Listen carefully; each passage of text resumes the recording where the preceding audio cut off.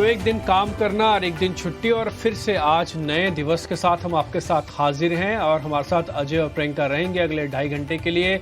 हम मेहमानों को कनेक्ट करेंगे और कोशिश करेंगे जैसे हर दिन कुछ न कुछ बेहतरीन स्टॉक्स, अच्छी रणनीति, इनसाइडर खबर, सब कुछ हम आपके सामने लेके आते हैं। आज भी वैसा ही करें, लेकिन आज दिन कुछ खास है क्योंकि कल से गणेश चतुर्थी की शुरुआत हो चुकी है। ना केवल भारत में, महाराष्ट्र में, बल्कि विश्व भर में मनाया जाने वाला ये त्यौहार है और जो तस्वीरें हैं वो अपने आप में बयान करने वाली हैं। खैर, इसके अलावा भी और ट्रिगर हैं, उन सभी ट्रिगर्स को हमने एक विंडो में बना दिया है। वो सारे के सारे ट्रिगर्स हम एक बार स्क्रीन पे आपके लेके आते हैं, फिर हम गणेश चतुर्थी की बातचीत करेंगे और आपके और हमारे मन में जो हर्षोल्लास की जो लहर दौड़ रही है उसके बारे में भी जिक्र होगा। डाउ 200 अंक सुधार हुआ है। गिफ्ट निफ्टी हालांकि आज सपाट या हल्का सा नेगेटिव है। जियो एयर फाइबर लॉन्च हुआ। गणेश चतुर्थी के उत्सव पर सीएलएसए ने कहा 3060 तक जाएगा। एचडीएफसी बैंक मार्जिन्स पे हल्का सा दबाव रहने की उम्मीद है, ये 0.25% है। नए जो सीईओ हैं उनका 3 साल का एक्सटेंशन भी आया है। साथ ही सिल्क और साई सिल्क और सिग्नेचर ग्लोबल का आईपीओ आज से खुल रहा है और ये दोनों बहुत इंपॉर्टेंट है अपने अपने एरिया के, ये सेगमेंट के अच्छी और बड़ी कंपनीज में से एक है, तो इनके आईपीओ पे भी हम डिस्कस करने वाले हैं। तो ये 4 अहम चीज हैं, लेकिन सबसे पहले शुरुआत करते हैं आज के श्री गणेश के साथ, यानी कि गणेश चतुर्थी की शानदार तस्वीरों के साथ। चलिए, तो गणपति के आगमन के साथ ही पूरे देश में जो अलग सी धूम होती है, त्योहारों की शुरुआत होती है और गणपति बप्पा की जो पूरी देश पर, दुनिया में अपने भक्तों पर जो मेहर होती है वो इन तस्वीरों में भी झलकती है। अलग अलग जगहों की आपको तस्वीरें दिखाएंगे। महाराष्ट्र में तो खास गणपति की बहुत बड़ी धूम होती है, गणेशों उत्सव को बहुत धूमधाम से मनाया जाता है। दिल्ली में भी और दूसरी जगहों पर भी अब हल्का हल्का सा चेंज हो गया एनवायरमेंट। अजय, लोग अपने घर में गणपति रखते हैं। बात करती है, दिल्ली में तो बहुत जबरदस्त श्री गणेश हो रहा है। हाँ, गणपति वहाँ बप्पा तो है श्री गणेश, विघ्नहर्ता जो है उन्होंने, और हमारे मोदी जी ने एक अलग लेवल का श्री गणेश किया है। नए पार्लियामेंट का कल उद्घाटन कर्तव्य पथ पर, वो भी कर्तव्य पथ पर, कर्तव्य पथ के ऊपर सबने देखा कि वहाँ पे ग्रुप फोटोग्राफ जैसे कॉलेज स्कूल में होती थी, सारे मेंबर्स ने ग्रुप फोटोग्राफ्स खिंचवाई। वहाँ पे वो लोग पैदल, पुराने पार्लियामेंट से नए पार्लियामेंट में पैदल चले गए। तो विघ्नहर्ता ने एक तरह से एक नई श्री गणेश, एक नए भारत की नया पार्लियामेंट का जो नैरेटिव बन के आ रहा है, बहुत ही शानदार था। ये देखिए, हमें ये देखिए सारे ये कार्तिक कहाँ से, लाल बाग से हमें बता रहे हैं कि वो पहुंचे हैं। हमने आपको लाल बादशाह राजा का पूरा बताया था ना कि पूरा आप तो पहले पूरा बिजनेस जगत, पूरा बॉलीवुड, पूरा व्यापार जगत, कॉमन मैन, सब वहां पे जाते हैं आशीर्वाद लेने के लिए। बहुत ही जबरदस्त था। चलिए, बिल्कुल। तो ये तो लाल बादशाह राजा के सबको हो रहे हैं इस समय, हमारे व्यूअर्स को भी। लेकिन आपको हम नए पार्लियामेंट में की भी तस्वीरें दिखाते हैं, वहाँ भी श्री गणेश हुआ है और मोदी जी ने बहुत ही बढ़िया तरीके से वहाँ, एक बार आपको दिखाते हैं, बहुत प्यारी तस्वीरें हमारे पास हैं।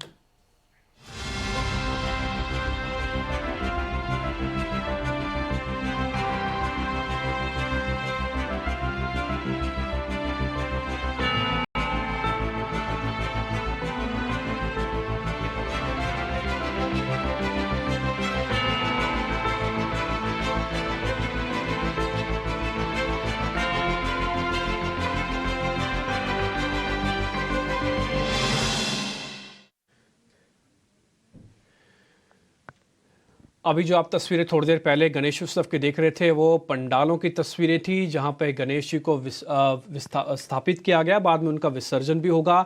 लेकिन ये जो तस्वीर अभी आप देख पा रहे हैं, लोकतंत्र के मंदिर की है।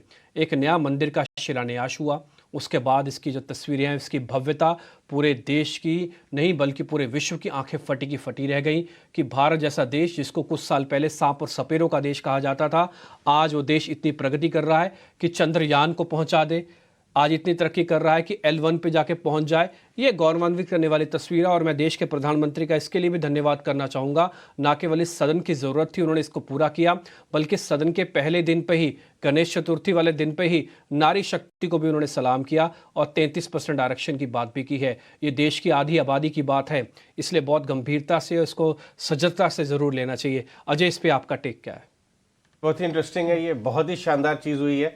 रिप्रेजेंटेशन बढ़ेगा विमेन का। और ये देखिए, अगर आप हमारे चारों तरफ आप देख लीजिए कि कहीं ना कहीं विमेन पार्टिसिपेशन वर्कफोर्स में बढ़ता चला जा रहा है। तो सदन में क्यों ना हो, और सदन में होगा हर हर हर तबके के विमेन।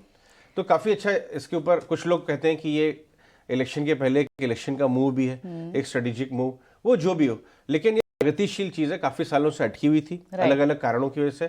तो उस अगर डायरेक्शन में जा रही है तो मजा आएगा देख के, इसका हम विश्लेषण करेंगे। लेकिन हम शिफ्ट करते हैं फोकस अपना, और अब हम बात करते हैं ग्लोबल मार्केट की। ग्लोबल मार्केट से कुछ थोड़े चिंताजनक संकेत इस समय आपको मिल रहे हैं। अगर हम ग्लोबल मार्केट 105 के ऊपर तो डॉलर इंडेक्स है, 94 वापस से क्रूड आ गया। जी हाँ, ये देखिए, हालांकि डॉलर इंडेक्स एक वन साइडेड रैली नहीं किया, लेकिन धीरे धीरे 105 के ऊपर चला गया। तो ये चिंताजनक संकेत आपको मिल रहे हैं।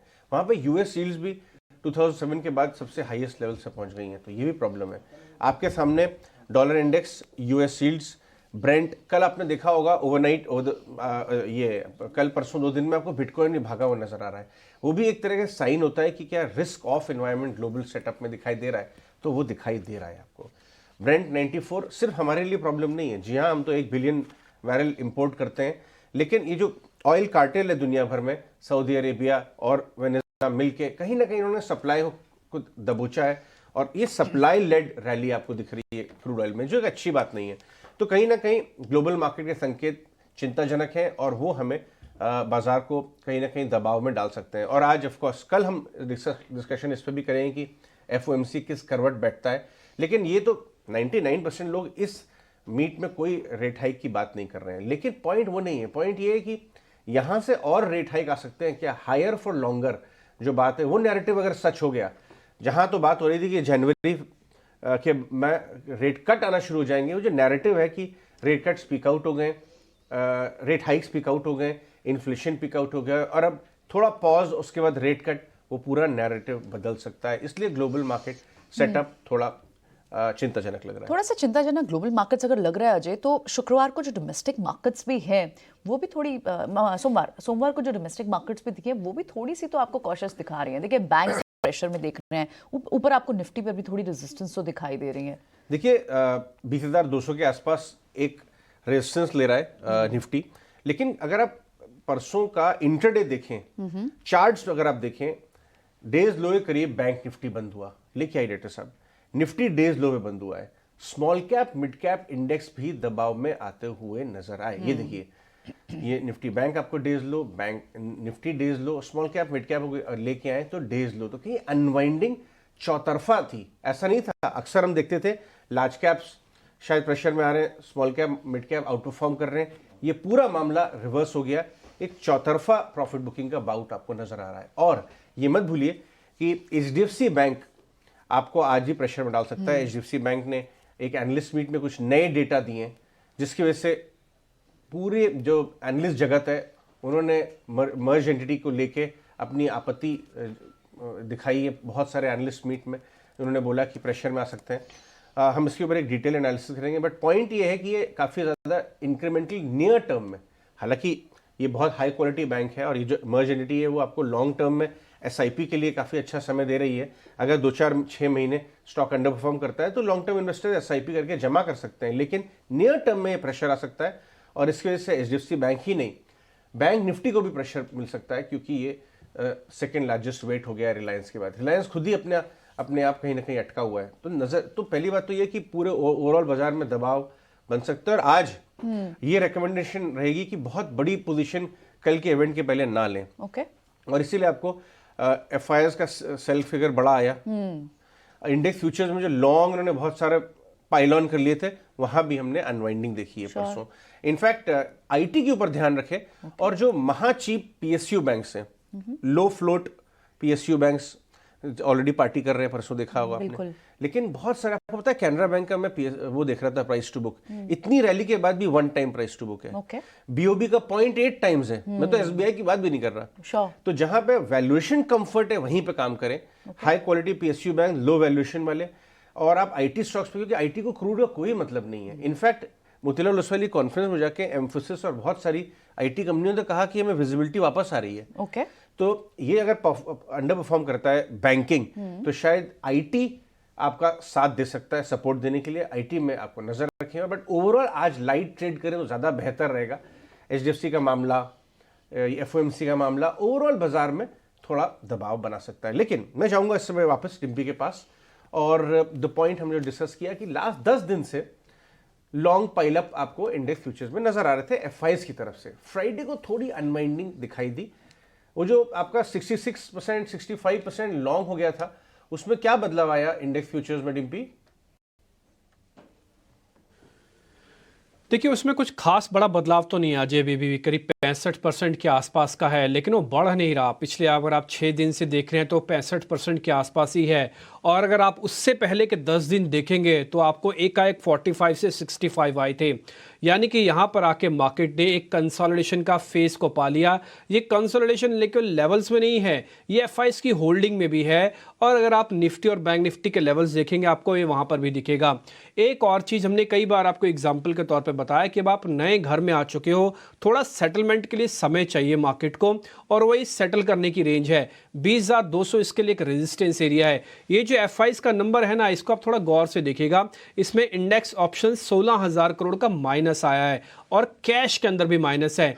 ये सबसे पहला साइन होता है जब कैश और फ्यूचर्स के अंदर यानी कि ऑप्शंस के अंदर जब एफआईज माल बेचे ना, तो ये थोड़ा हॉल्ट का साइन होता है। लेकिन एक ही चीज़ की प्रॉब्लम है, अभी एफआईज का जो माल है वो कम नहीं हुआ। ये माल खरीदेगा कौन? उसका ये माल खरीदेगा रिटेलर, प्रो अकाउंट्स यानी कि प्रोप्राइटरी अकाउंट्स या डीआईज। डीआईज की होल्डिंग में कोई चेंज नहीं, प्रोप्राइटरी के अकाउंट में कोई चेंज नहीं, रिटेल के अकाउंट में भी कोई चेंज नहीं। तो जब तक चेंज नहीं होगा तब तक आप इसी रेंज में रहेंगे। और रेंज कहीं भी निफ्टी की तो कम से कम 20,000 से 20,200 की है। कईयों को ये रेंज छोटी भी लग सकती है क्योंकि वो 1% के आसपास की बनती है 200 पॉइंट की 20,000 में। लेकिन फिर भी अगर आप थोड़ी बड़ी रेंज रखना चाहें तो 19,900 और ड्रैग करके जाएंगे तो 19,800 पे आपके पक्का सपोर्ट है। इससे नीचे जाने के अभी ना साइन है ना सिग्नल है। ऊपर जाने के जब तक 20,200 को पार करेंगे नहीं तब तक कोई भी एनालिस्ट आपको बड़ा टारगेट नहीं देगा, कम से कम टेक्निकल्स और डेरिवेटिव्स को देख के तो नहीं ही देगा। बैंक निफ्टी का क्या किया जाए? क्योंकि डिम्पी आज एक खास बात होगी, ये व्यूअर्स को बताना जरूरी है और मैं ये डिफरेंशिएशन के साथ बताऊंगा कि बैंक निफ्टी में 100 रुपए की अपना एचडीएफसी बैंक में 100 रुपए की जो तेजी आई थी 1550 वाली 1650 वाली तक, इस तेजी ने बैंक निफ्टी में भी एक जान ला दी थी, एक स्फूर्ति ला दी थी। अदरवाइज बैंक निफ्टी तो ऑलरेडी अंडर परफॉर्म कर रहा था, लेकिन वो जान बड़ी टेम्परेरी लगेगी। अगर आज एचडीएफसी बैंक प्रेशर में आएगा और नियर टर्म में कोई बहुत रैली कर जाने का कारण नहीं दिखेगा तो ये तो ऐसी बात होगी कि आप गाड़ी चला रहे हैं बैंक निफ्टी भी, लेकिन साथ में ब्रेक दबा हुआ है आपका। आप बात बिल्कुल ठीक कह रहे हैं अजय। इसलिए कई बार हमने अपने ही बात में जब हम एफ&ओ आपके सामने रखते हैं बात क्लियर करते हैं कि तो क्लोजिंग बेसिस पर आपको लेवल्स को चेक करना चाहिए, और दूसरा जब तक लेवल्स ऊपर ना आ जाएं, क्लोज ना हो जाए, आपका कंफर्ट लेवल ना आ जाए, तब तक आप मत आइएगा। एचडीएफसी बैंक कुछ वैसा ही कर रहा है। ये फील गुड करवा रहा है कि मैं अभी चला और अभी चला, लेकिन चलता है सेकंड डे इसका कंटिन्यू बाइंग नहीं आती है। तो ये जो प्रॉब्लम है कंटिन्यूएशन की, ये बड़े शेयरों में विजिबल है। ये सिर्फ एचडीएफसी की बात नहीं, आप रिलायंस को भी चेक करेंगे, आप इन्फोसिस को भी चेक करेंगे। तो यही एक मेरी एक और वजह थी जो मैं बताना चाह रहा था। आपने अच्छा कि ये बात नोटिस भी करवा दी कि ये एक बड़ी वजह है कि जो बाजार को इस रेंज से बाहर नहीं लेके आ पा रही है 20,200 बैंक निफ्टी के 40 से 40,500 वाली रेंज में। इसको इसलिए रखना पड़ रहा है क्योंकि वेटेज वाले शेयरों का लीडरशिप एब्सेंट है। दूसरी बात, बैंकिंग में आपने जब बात छेड़ी तो मैं बता दूं एचडीएफसी बैंक डेज लो पे जाके बंद हुआ और सरकारी बैंकों ने सर्किट लगाए। तो इस सर्किट और डेज लो पे जाके बंद होने की जो चर्निंग है ना, ये आज भी आपको जारी रहती हुई दिखेगी। हो सकता है एचडीएफसी थोड़ा चल जाए फिर सरकारी बैंक नीचे आ जाएंगे, तो ये चर्न आपको करेगा अभी। तो फिलहाल इस पे आप थोड़ा ध्यान रखिएगा। रही बात रेंज की कि क्या इसमें ट्रेड बनता है, कि देखिए नए लोगों को तो अभी आना नहीं चाहिए क्योंकि उनको कुछ मिलेगा नहीं। ऑप्शंस वालों को आना नहीं चाहिए, उनको कुछ मिलेगा नहीं। तो जिनके पास पोजीशंस है सिर्फ उन्हीं के सौदे इंडाइसिस पे अच्छे लगते हैं। और दूसरा, बैंक निफ्टी के लिए पहले 45,800 फिर 45,500 पक्का सोर्स है। ना ही एवरेज करें, ना ही खरीदें, ना ही बेचें, सिर्फ शांति से बैठ के देखें कि ऊंट किस करवट बैठता है। अगर शॉर्ट कवरिंग आई तो फिर से आएगी, अगर नहीं आई तो यहां पे आपको डिप जरूर मिलेगा बाय करने के लिए। सही बात बोल रहे हैं डिम्पी, जो बात कही है कि बैंक निफ्टी को इस समय आउटराइट लॉन्ग ट्रेड का इंस्ट्रूमेंट ना माने। आपको बैंक ट्रेड करने, जैसा मैंने बताया, पीएसयू लो वैल्यूएशन वाले पीएसयू में कंफर्ट है, वो भी एफएनओ में बहुत सारे आपको स्टॉक्स मिल जाते हैं। तो अगर आपको बैंक खेलना ही है तो पीएसयू बैंक्स वाया एफएनओ खेलने हैं, वहां वैल्यूएशन कंफर्ट तो है। यहां पे ट्रिगर प्रॉब्लम हो जाएगा तो बैंक निफ्टी अटक सकता है एचडीएफसी बैंक की वजह से। तो एचडीएफसी बैंक यानी एक प्रॉब्लम क्रिएट कर सकता है यहाँ पर, ये तो हम बात कर रहे हैं। लेकिन तो फिर ऐसे में दो स्टॉक्स कॉन्सेंट्रेट करने चाहिए कि बैंक्स में जो डाइवर्जेंस हमें पीएसयू और पब्लिक बैंक्स में दिख भी रहा है, तो क्या प्राइवेट बैंक्स को एक्साइट करके पीएसयू बैंक्स पे अभी एम करना चाहिए या फिर स्पेसेस दूसरे ढूंढने चाहिए? दो स्टॉक्स कौन से आइडेंटिफाई किए आपने डिम्पी? देखिए, ये तो अपने आप वित्तीय सलाहकार से पूछ के लीजिएगा कि सरकारी बैंकों में उनको आना चाहिए कि नहीं आना चाहिए, क्योंकि जो शेयर्स हैं वो 15-15, 20-20% तो एक एक दिन में चले हैं। क्या उनका कंफर्ट लेवल अभी भी है, ये तो आपको अभी हमारा जो पैनल है वो बता देगा। लेकिन जो शेयर कमज़ोर हो रहे हैं या बैंक निफ्टी को और प्रेशर बना सकते हैं, मैं उस शेयर का एक नाम बताता हूँ, वो है कोटक महिंद्रा बैंक। बहुत उम्मीद थी इससे, मैनेजमेंट चेंज हुआ तब बहुत उम्मीद थी, उस दिन अच्छा रिस्पेक्ट भी दिया इसने, लेकिन उसके बाद ये सब कुछ फेल हो गया। ये कोटक बैंक का हमने चार्ट है, जो ऊपर वाली आप स्ट्रेट लाइन देख पा रहे हैं, ये इसका मल्टीपल रेजिस्टेंस है 5 बार का, और जो स्लांटिंग लाइन देख पा रहे हैं ये बार बार इसके चैनल का ब्रेकडाउन हो रहा है। और अब इसने क्या किया है कि दोनों एवरेजेस के नीचे आके क्लोजिंग दी है। तो कोटक महिंद्रा बैंक प्रेशर बनाएगा, हो सकता है एचडीएफसी और कोटक दोनों ही प्रेशर बनाने का काम करें, इसलिए आप इस शेयर पे ध्यान रखिएगा। 50 और 200 दिन के एवरेज के नीचे है, ये पहले जाएगा 1750, फिर से वॉच कीजिएगा। अगर ये वीक होता है तो फिर ये 1700 भी जाएगा और उसके भी नीचे जाएगा। आप इस चीज को ध्यान रखिएगा। इसके अंदर कुछ हमको अनवाइंडिंग का प्रेशर, शॉर्ट्स का दबाव साफ साफ दिख रहा है, चार्ट के जरिए हमने क्लियर कर दिया। बट ध्यान इसी चीज का रखिएगा, जिस दिन ये 50 और 200 दिन के जंक्शन के ऊपर आ जाएगा तब शॉर्ट ना करें। अपने वित्तीय सलाहकार से इस लेवल्स के बारे में जरूर कंफर्टली पता कर लें। दूसरा शेयर तेजी का है। अजय, आपको तो अच्छे से ध्यान होगा, हमने आज से कुछ टाइम पहले इंडियाबुल हाउसिंग फाइनेंस के बारे में बताया था। वो बाय जोन 1 था, आपने भी बाद में बताया कि हाँ इसमें लीडरशिप चेंज हो रही है, इस कंपनी का हिस्ट्री ना देखते हुए इसका फ्यूचर चेक करें। वो बाय जोन 1 था, वहां से जोर से चला। हमने ना इसका एक बाय जोन 2 भी बनाया है, आप चार्ट पे वो क्लियरली देख पा रहे होंगे। बाय जोन 2, बाय जोन 2 का मतलब इस रेंज में आपको जब भी मिले ना इसको ले लेना चाहिए। अब ये 200 को पार करने की तैयारी कर रहा है, ये कुछ थोड़ा पीछे आके आगे दौड़ने वाला शेयर है, इसलिए एफ एंड ऑफ बैन में है। आप कैश में अंदर पोजीशंस रखिएगा। हमने पिछली बार भी एफ एंड ओ बैन में ही था जब ये शेयर बताया था, इस बार भी एफ एंड ओ बैन में है। अच्छी चीज क्या हुई है कि 200 दिन 50 दिन के एवरेज का ब्रेकआउट है, होल्ड करके रखें इस शेयर को। ऑलरेडी आप 50 पॉइंट के गेन में होंगे जब से हमने आपके सामने बात रखी है, और अभी ये बाय जोन 2 के अंदर है। धीरे धीरे करके पोजीशंस रखना, और आप इसको लेके रखेंगे तो आपको अच्छा बेनिफिट मिल सकता है। ध्यान रखें, एफ एंड ओ बैन के अंदर है, फ्यूचर्स ना लें, सिर्फ कैश के अंदर पोजीशंस लें। अगर लेना भी है तो इंट्राडे फ्यूचर्स लिया जा सकता है बस। जी हाँ, ये बढ़िया स्टोरी यहाँ बन रही है, लेकिन कैश में करना पड़ेगा, पैसा कमिट करके। लेकिन आगे बढ़ते हैं और ट्रेडिंग आइडियाज और बाजार की बातचीत को हम अपने पैनलिस्ट के साथ आगे लेके चलते हैं। कुणाल फरार, संतोष मीना और सुमित मूलचंदानी हमारे साथ जुड़ रहे हैं। गुड मॉर्निंग जेंटलमैन, आप सबका स्वागत है आज के शो में। संतोष जी, आपसे शुरुआत करते हैं। निफ्टी बैंक निफ्टी का सेटअप बताएं, आप कैसे ट्रेड करना चाहेंगे? आप इस समय बायस हैं, लॉन्ग की तरफ ही रखे हैं, या आपको लगता है थोड़ा दबाव का मामला है तो डाउनसाइड खुल रही है धीरे धीरे? Morning everyone, first of all इस मार्केट में थोड़े से फटीग के साइन दिख रहे हैं। निफ्टी में भी देखा जाए तो ऊपर रेजिस्टेंस थोड़ा सा अटक रहा है। ऊपर इमीडिएटली अभी 20,020 का एक सपोर्ट लेवल रहेगा, उसके नीचे फिसलते हैं तो 19,991 जो पुराना ऑल टाइम हाई था वहां पर जा सकते हो। जो प्रोबेबल टारगेट आ रहा है नीचे का 19,844 तक के आ रहे हैं, तो मुझे लग रहा है थोड़ा सा करेक्शन का रिस्क बन रहा है। बैंक निफ्टी भी काइंड ऑफ डबल टॉप बना रहा है 46,300 के आसपास। आज शायद एचडीएफसी बैंक और कोटक बैंक से भी प्रेशर रह सकता है, क्योंकि पीएसयू बैंक का इतना वेटेज है नहीं, तो शायद थोड़ा सा प्रेशर रह सकता है। फिर भी मुझे लगता है कि एक इंपॉर्टेंट इवेंट के पहले शायद मार्केट में कंसोलिडेशन का फेज रहेगा, तो या तो आप अवॉइड कर सकते हो, या फिर अगर आप एग्रेसिव ट्रेडर्स हो तो शॉर्ट साइड प्ले कर सकते हो। ऊपर में जो आपका स्टॉप लॉस रहेगा निफ्टी में 20,130 का रहेगा, बैंक निफ्टी में 46,000 का रहेगा गैप डाउन ओपनिंग के बाद।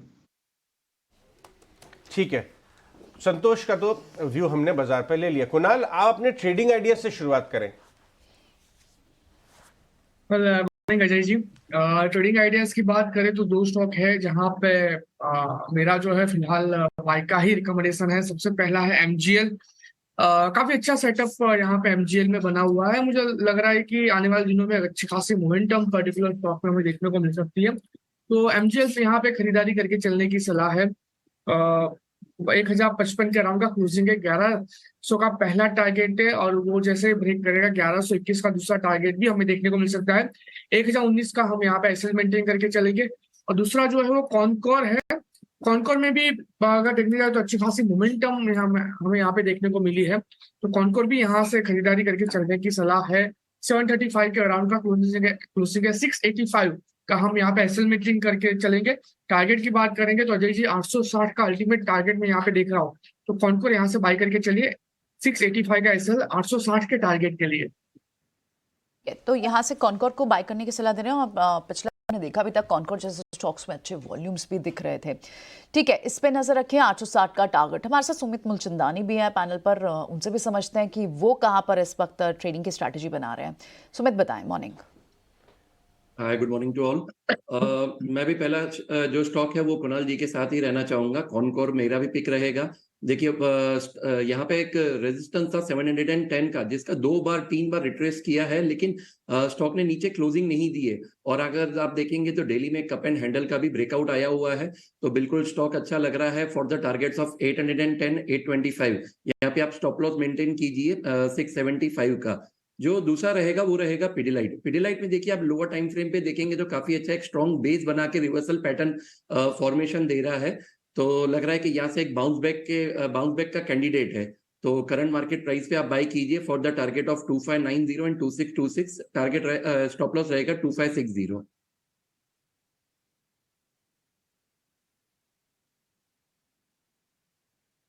दो शेयर हो गए, एक तो पीडीलाइट है और दूसरा है कॉनकोर। कंटेनर कॉरपोरेशन पे आज हमारे दो मेहमानों ने कॉल दी है। इसकी क्लोजिंग बहुत अच्छी हुई है। अगर आप इंट्राडे चार्ट दिखाएंगे तो आपको क्लियर हो जाएगा। यह जो 18 रुपये बढ़ा है ना, ये अच्छी क्लोजिंग और बढ़िया देखे गया। ये बीटीएसटी का सौदा भी था, हमने करवाया था, लेकिन उसके बाद आज ओपनिंग में भी मिल रहा। अच्छी बात ही है।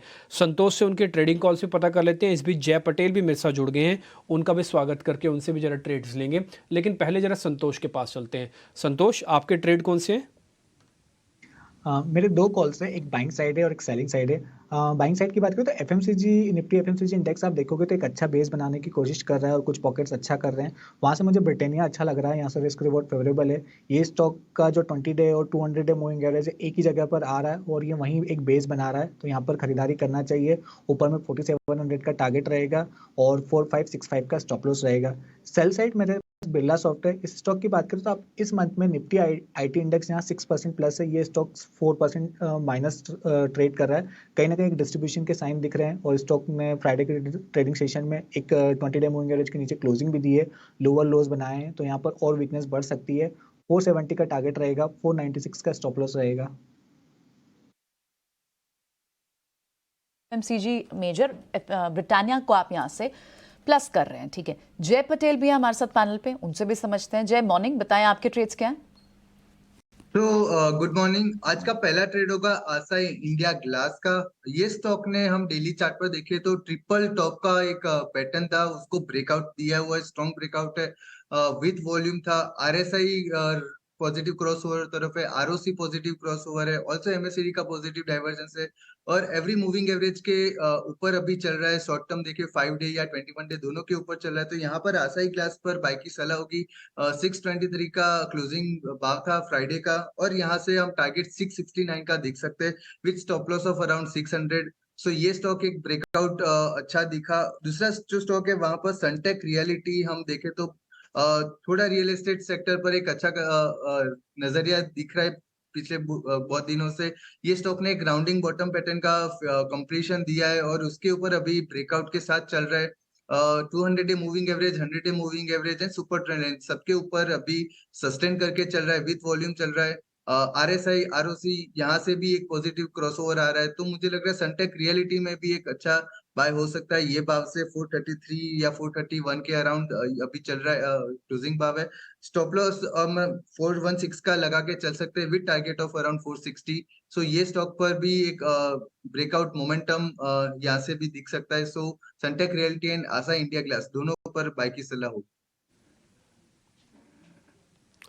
बिल्कुल, बहुत ही बढ़िया आपने असाही इंडिया बात रखी। हमने फ्राइडे को ना 2-3 बार ये नोटिस करा था असाही इंडिया। संतोष को तो अच्छे से पता होगा, हमने बाकायदा उनसे पूछा भी था और उनका टारगेट भी लगा था 605 पे खुला, 624 तक गया। ये दिन भर की जो मूवमेंट है आपकी स्क्रीन पर थी और अब आप इसको कह रहे हैं कि आज फिर से प्लस करो, 670 तक जा सकता है। इस शेयर पे ध्यान रखा जाए। ठीक है, अब आगे बढ़ते हैं। अब जरा अपने सहयोगियों को भी मैं अपने साथ जोड़ लेता हूँ, आपको खबरों और रिपोर्ट्स दोनों से अवगत करा देंगे। पहले मैं जोड़ता हूँ शरद को अपने साथ। शरद, गुड मॉर्निंग। जरा बताएं आज के स्टॉक्स इन न्यूज़, आज के खबरों वाले शेयर्स। जी बिल्कुल, गुड मॉर्निंग डिम्पी। तो सबसे पहले फर्स्ट प्राइमरी मार्केट्स में एक्शन होगा। यहाँ पे आरआर केबल की लिस्टिंग होने वाली है। आईपीओ प्राइस 1035 रुपीज़ पर शेयर का था और देखा जाए तो टोटल सब्सक्रिप्शन स्टॉक में 19 टाइम्स देखने मिली है। यहाँ पे इंडिकेट किया जा रहा है कि नंबर्स में जो है प्रीमियम लिस्टिंग जो है देखने मिल सकती है। खबरों वाले शेयर्स में फोकस करें तो ओएमसीज कंपनीज जो है फोकस में रहेंगे और चेन्नई पेट्रो भी रहेगा। यहाँ पे नेगेटिव इंपैक्ट देखने मिल सकता है क्योंकि जो सिंगापुर जीआरएम्स हैं वो लगभग गिर चुके हैं ऑलमोस्ट $8.1 प्रति बैरल पे और ये लोएस्ट लेवल्स देखा गया है जुलाई 26 को लेके। इसके अलावा साउथ बेस्ड डेवलपर्स जैसे कि प्रेस्टीज एस्टेट्स, शोभा, ब्रिगेड, पुरावंकरा, यहाँ जहाँ पे एक्सपोजर है उनका कर्नाटक में, उनके लिए एक नेगेटिव न्यूज़ फ्लो देखने मिल सकता है। यहाँ पे कर्नाटक गवर्नमेंट ने जो है बढ़ा दी है उनके जो एनुअल इंक्रीज़ होती है गाइडेंस वैल्यूज़ की आपके सर्कल रेट्स में। अब ये प्रॉपर्टीज़ जो है बेंगलुरु में जो है ऑपरेट करते उनके लिए जो है बढ़ाया गया है और ये जो रेट्स है लगभग 25 से लेकर 30% के एवरेज में जो है इनकी सर्कल रेट्स की बढ़ोतरी हुई है। एचडीएफसी बैंक में ऑफकोर्स फोकस रहेगा। यहाँ पे उनके एनालिस्ट डे के अलावा जो है इंपॉर्टेंट अनाउंसमेंट ये है कि शशिधर जगदीशन के जो रीअपॉइंटमेंट है एचडीएफसी बैंक के एमडी और सीईओ की, उसकी आरबीआई की अप्रूवल मिल गई है। टाटा मोटर्स भी फोकस में रहेंगे। यहाँ पे जो उनकी कमर्शियल व्हीकल्स है उनमें प्राइस इंक्रीज होगा, लगभग 3% से वो बढ़ा सकता है। जो प्राइस इफेक्टिव डेट है वो 1 अक्टूबर होने वाला है। ब्लू स्टार की क्यूआईपी इशू जो है वो खुल चुकी है।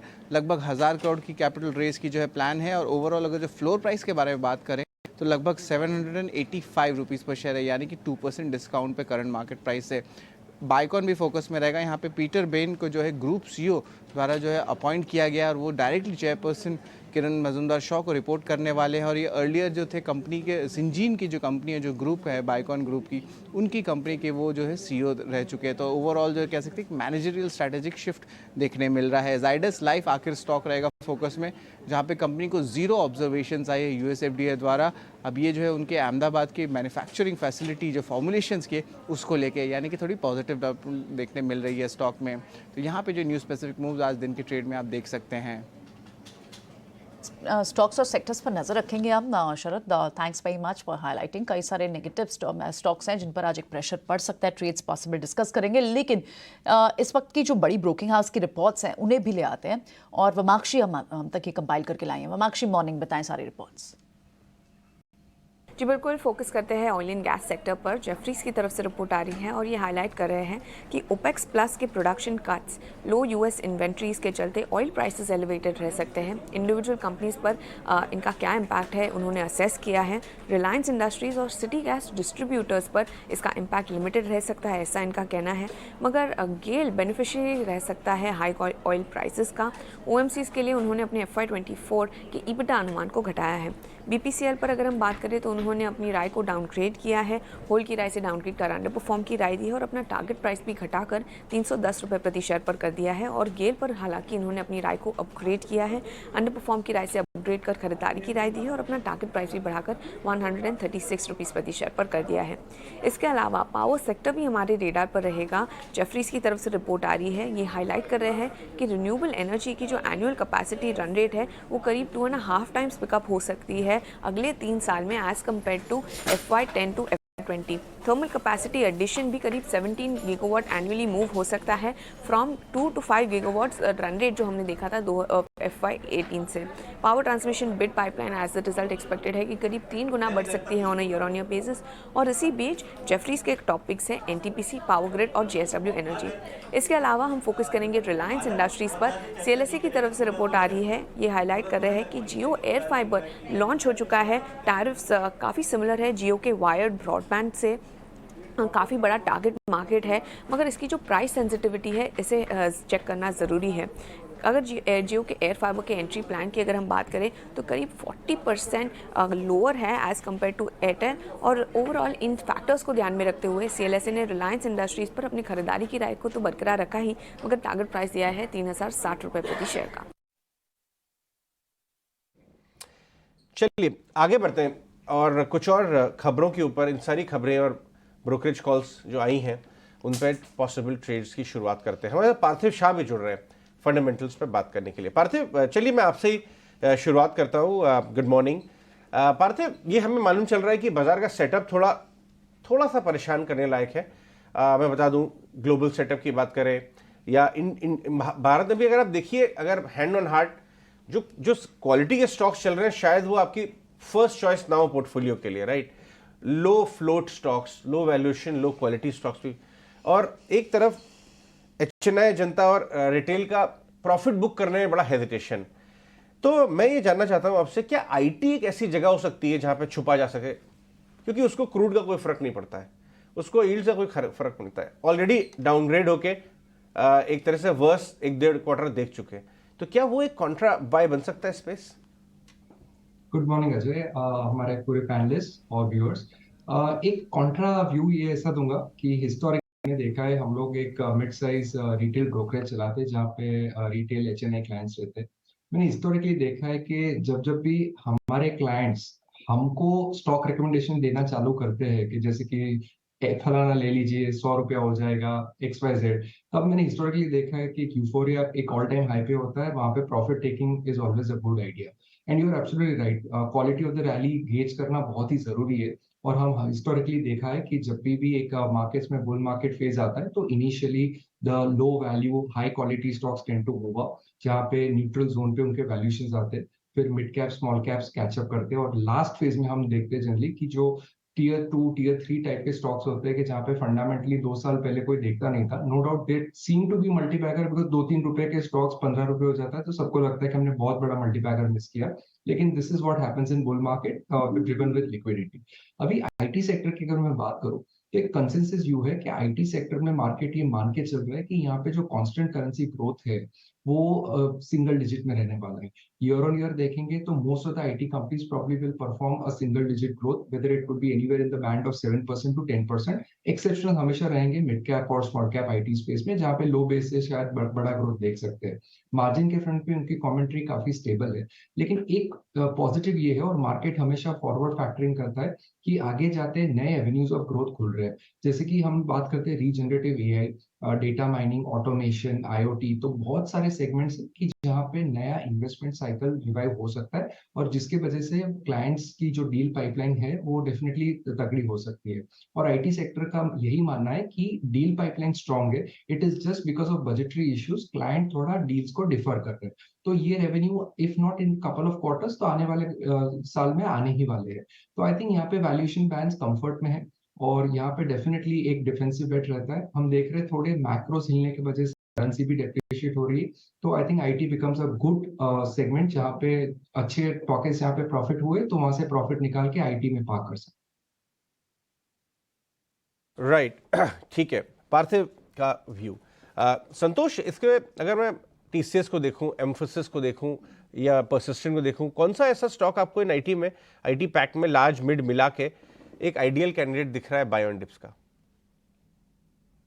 जी, टेक्निकल स्ट्रक्चर की बात करें तो मुझे लार्ज कैप में TCS का स्ट्रक्चर अच्छा लग रहा है। इसमें एक अच्छा ब्रेकआउट आया है, यहाँ से आउट परफॉर्म कर सकता है। 3700 से 3750 तक की अपसाइड देखने को मिल सकती है, और नीचे एक सपोर्ट है 3550 का। और मिड कैप की बात करें तो एम्फेसिस का स्ट्रक्चर बेटर है। इस स्टॉक ने लोअर लेवल से अच्छी रिकवरी दिखाई है, लेकिन अभी अपने 52 वीक हाई से बहुत दूर है। स्टॉक अपने 20 डे मूविंग एवरेज को रिस्पेक्ट कर रहा है, तो यहाँ पर 2400 का सपोर्ट लेवल रहेगा, ऊपर में 2600 2700 तक की अपसाइड रहेगी। बट एक केवियट थोड़ा सा दे दूंगा कि जो कैनेडा वाला इशू चल रहा है, देखना होगा क्या कुछ सेंटिमेंटल इंपैक्ट देखने को मिलता है इन स्टॉक्स पर या नहीं, बट अदरवाइज इनका स्ट्रक्चर तो काफी बुलिश है।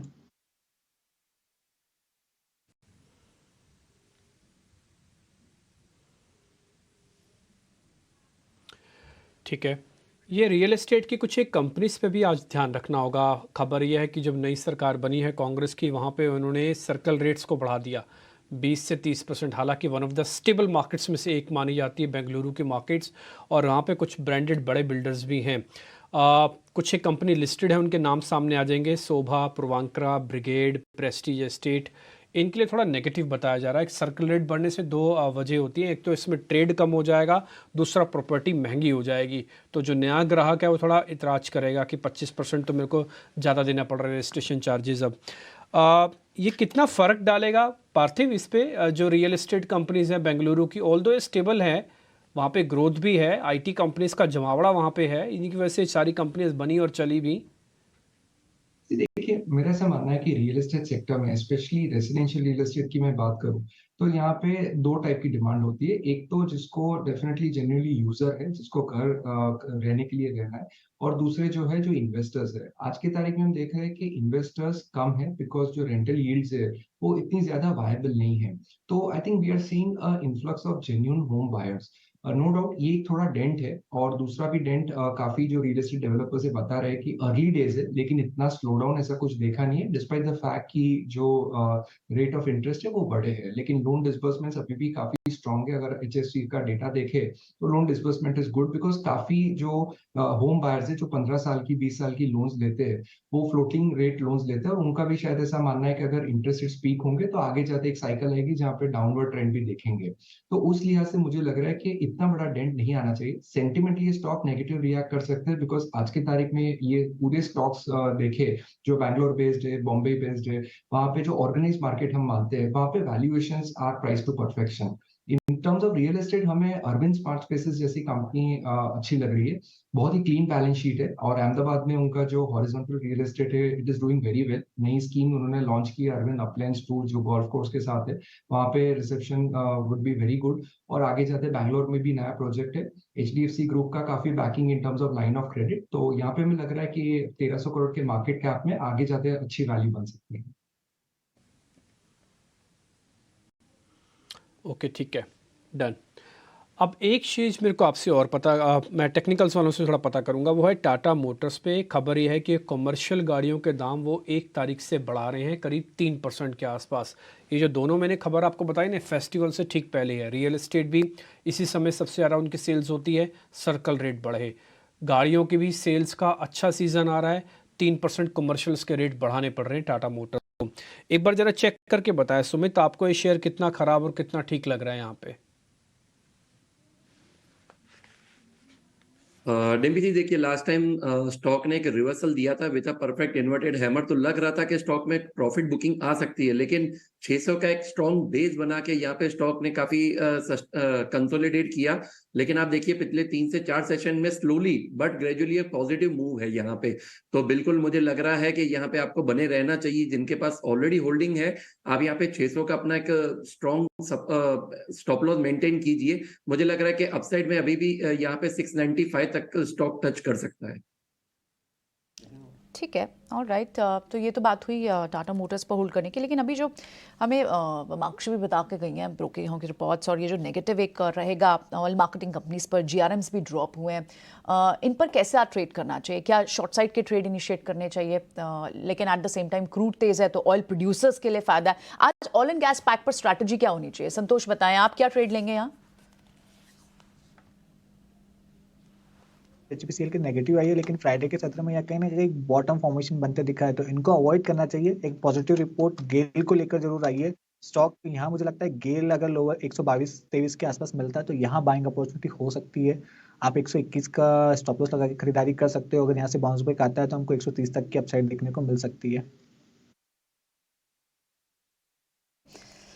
ठीक है, तो ये तो बात हुई, लेकिन कुछ और स्टॉक्स की बात करते हैं, और इनमें ट्रिगर भी रहेंगे, क्योंकि PFC जैसे स्टॉक्स हैं, यहाँ बोनस इशू से पहले लास्ट डे रहेगा जहाँ खरीद सकते हैं। उसके बाद बोनस इशू में ये 1:4 की रेशो में स्प्लिट हो जाएगा। तो क्या इस ट्रिगर से, और क्योंकि ये स्पेस ऑलरेडी अच्छा चल रहा है, ये सेफ बेट्स हैं? सुमित बताएंगे हमें। सुमित, PFC पर आज ट्रेड लेंगे आप? देखिए यहाँ पे PFC ने काफी प्रॉफिट बुकिंग जो जोन वहां पे बनाया था, लेकिन स्टेबल है फ्रॉम लास्ट 4 सेशंस। तो अगर किसी के पास ऑलरेडी होल्डिंग है, यहाँ पे 275 का स्टॉप लॉस रख के आप बिल्कुल पॉजिटिव एक खड़े रहिए, क्योंकि यही इसका एक स्ट्रॉन्ग रेजिस्टेंस जोन था। तो मैं बिल्कुल यहाँ पे बने रहना चाहूंगा। लेकिन जो जोन है 290 का, तो 290 के ऊपर अगर पहला हाफ एन आवर सस्टेन कर जाता है तो मुझे लग रहा है कि स्टॉक फिर से आप एक न्यू हाई की तरफ जा सकता है।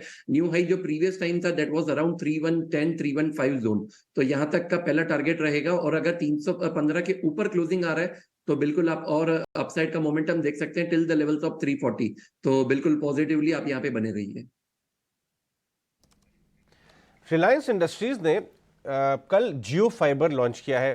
पिछले करीब 8 बड़े रीजन्स में, बड़े मेट्रोज में एक तरफ ये पॉजिटिव, दूसरी तरफ जीआरएम, हालांकि कंपनी अब रिफाइनिंग मार्जिन की स्पेसिफिकली बात नहीं करती, लेकिन एम्बेडेड जीआरएम तो उनके बिजनेस में है ही, वो प्रेशर में आते हुए नजर आ रहे हैं। स्टॉक में भी फॉल्स ब्रेकआउट अटेम्प्ट होते हैं 2500 क्रॉस करने के, फिर वापस स्केल बैक आ जाता है। क्या ये जोन एक अच्छा जोन है एंट्री के लिए, या क्योंकि इसमें कन्विंसिंग ब्रेकआउट्स या चार्ट पैटर्न नहीं बन रहा है? सुमित, जरा रिलायंस इंडस्ट्रीज इसके चार्ट देख के बताएं। अजय जी, थोड़ा सा नेगेटिव व्यू है। जब आप लोअर टाइम फ्रेम पे देखेंगे तो कंटिन्यू एक लोअर लो का फॉर्मेशन बन रहा है यहाँ पे, तो हमें लग रहा है कि यहाँ पे और भी डाउन साइड थोड़ा सा मोमेंटम रहेगा।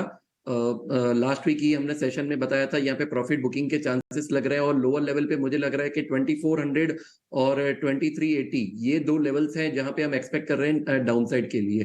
तो एक स्टॉप लॉस यहाँ पे दिया हुआ था 2470 का, तो व्यू थोड़ा सा नेगेटिव है just for the swing trade. एक और स्टॉक बर्गर किंग, खबर ये आई है कि बर्गर किंग के जो प्रमोटर्स हैं वो कुछ बदलाव लाना चाहते हैं अपने बिजनेस मॉडल में, और अभी तक उनका जो टाइप था वो पेप्सी के साथ, कोक के साथ जाना चाहते हैं, ऐसा कुछ बदलाव आ रहा है। लेकिन स्टॉक को लेके आइए, क्यूएसआर स्टॉक्स काफ़ी अच्छा परफॉर्म कर रहे हैं। इनफैक्ट ये पूरा जो फेस्टिव सीजन का माहौल होता है, क्रिकेट की बात शुरू हो रही है, तो क्यूएसआर स्टॉक्स इस समय फोकस में है। कुणाल, आप बताइए आपका फेवरेट ब्रांड कौन सा है क्यूएसआर में, जहाँ पे वीकेंड में आप खर्चा करते हैं, और स्टॉक भी बता दीजिए साथ में जहाँ ट्रेड बन सकता है। Well Ajay ji, burger king की बात करूं और बाकी ऐसे स्टॉक की बात करूं, मेरा फेवरेट अगर ऐसे चेन की बात करूं तो ऑब्वियसली डोमिनोज ही है। एंड फ्रैंकली सेइंग आज मेरा प्लानिंग भी था वैसे डोमिनोज डोमिनोज जाने का। चलिए, yes. इसमें शर्माने की क्या बात है, सबको पसंद है पिज्जा बर्गर, किसको नहीं है। एग्जैक्टली तो बर्गर किंग की बात करें 124 के अराउंड स्टॉक क्लोज है, एंड लाइकली चांसेस है कि स्टॉक में आने वाले दिनों में अच्छी खासी मोमेंटम देखने को मिल सकती है। अगर मैं स्टॉक के ऊपर के लेवल की बात करता हूं अजय जी, तो मुझे लग रहा है कि 130 to 125 तक के लेवल है जो स्टॉक हमें दिखा सकता है। लास्ट ट्रेडिंग सेशन में 3% के गिरावट के साथ स्टॉक बंद हुआ था, लेकिन मुझे लग रहा है कि 130 to 135 के लेवल दिखा सकता है। और लोअर लेवल पे जो सपोर्ट अभी हमें फिलहाल देखने को मिल रहा है वो है 118, यानी कि 118 के एसएल के साथ यहाँ पे पोजीशन बना के चलने की मुझे लग रहा है कि अच्छी खासी मोमेंटम यहाँ पे स्टॉक में हमें देखने को मिल सकती है। ठीक है, डन। एक कंपनी है भारत डायनामिक्स, उसको एक ऑर्डर फिर से मिला है और ये ऑर्डर है 290 करोड़ के आसपास का। एक बार ज़रा इसका चार्ट भी लेके आते हैं, ज़रा चेक करवा लेते हैं। आज गैप अगर हो गया तो उसके बाद सौदा बनता है कि नहीं। एक बार संतोष जी आप इसको चेक करना, भारत डायनामिक्स को। मान लीजिए हल्का सा गैप खुलता है तो उसके बाद क्या करें, सौदा लें कि छोड़ दें? जीडीपी स्टॉक की बात करें तो स्ट्रक्चर इतना अच्छा हो नहीं रहा है। स्टॉक हालांकि सपोर्ट के आसपास है, 1025 का जो उसका 200 दिन का मूविंग एवरेज है, तो अगर कोई रिस्क लेना चाहे तो 1025 के स्टॉप लॉस से खरीदारी कर सकता है, अदरवाइज इसको अवॉइड करें। थोड़ा सा चार्ट में डिस्ट्रीब्यूशन नजर आ रहा है।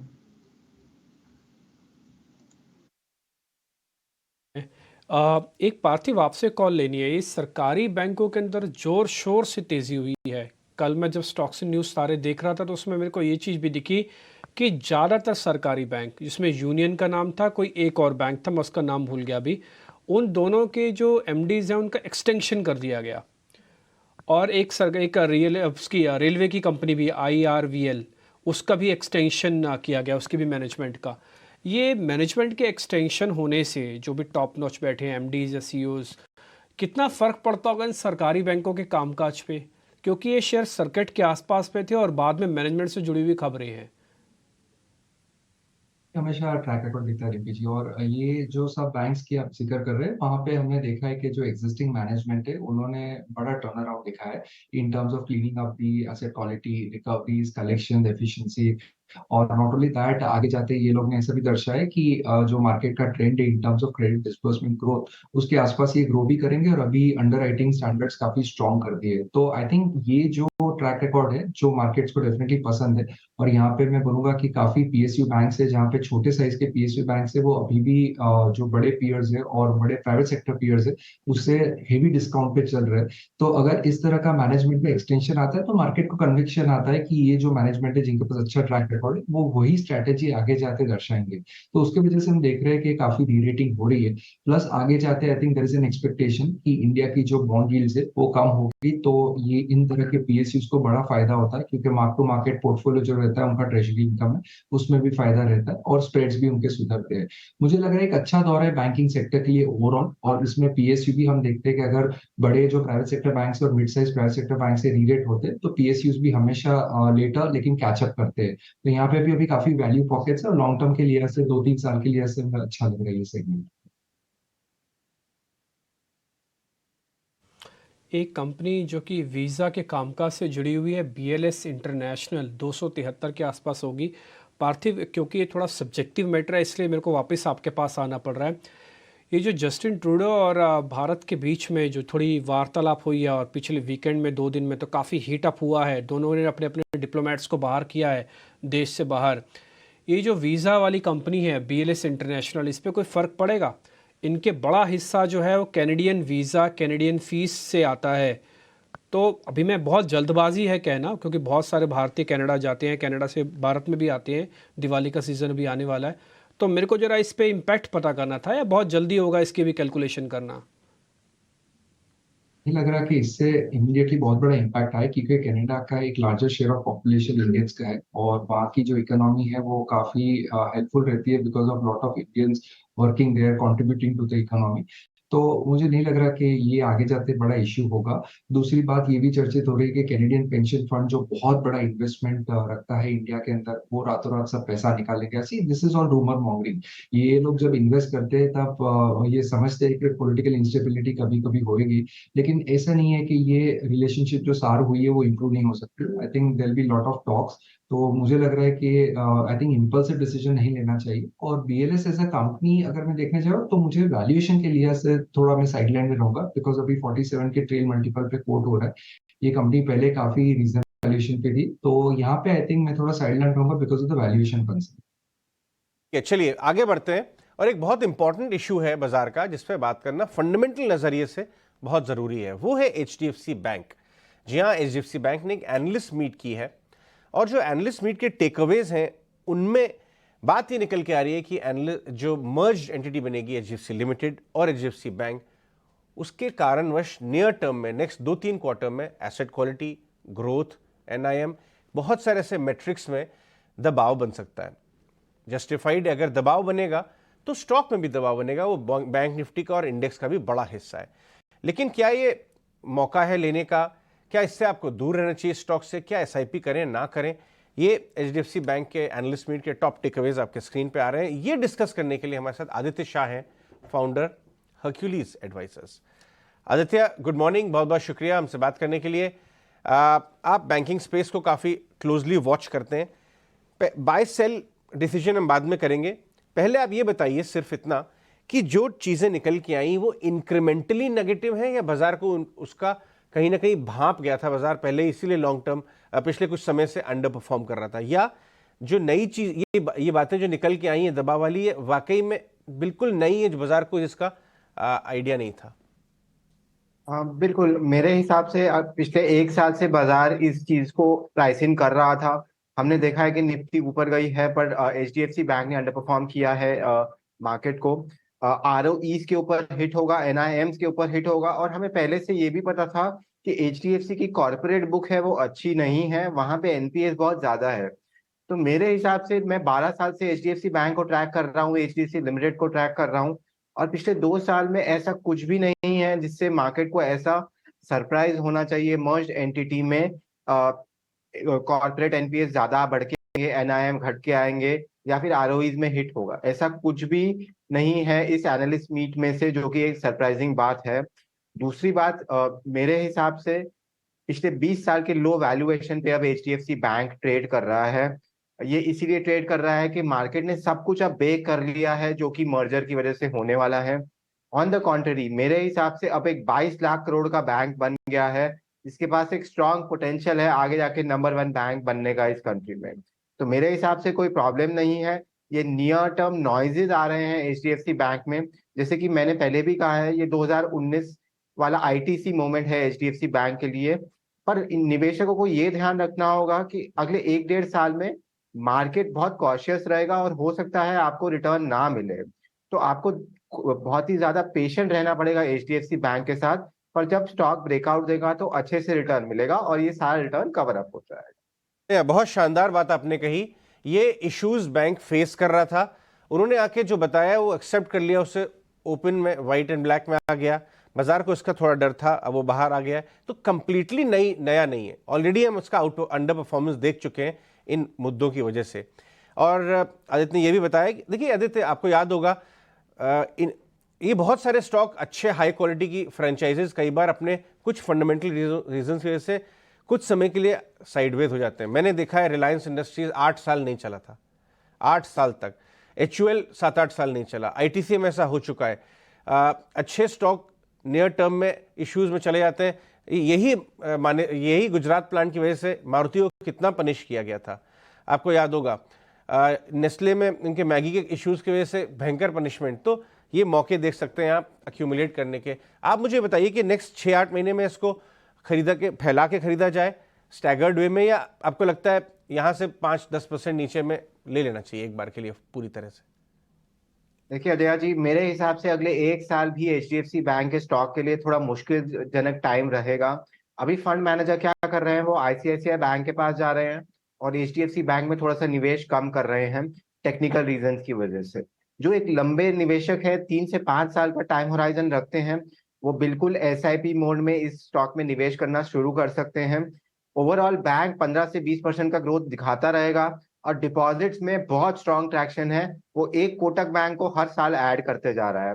तो मेरे हिसाब से जैसे कि सचिन तेंदुलकर कई बार फॉर्म लूज करते थे बट बैंक में वापस आते थे, इसी हिसाब से form is temporary, class is permanent. ये कंपनी बहुत अच्छे से आगे बढ़ रही है और बढ़ते रहेगी।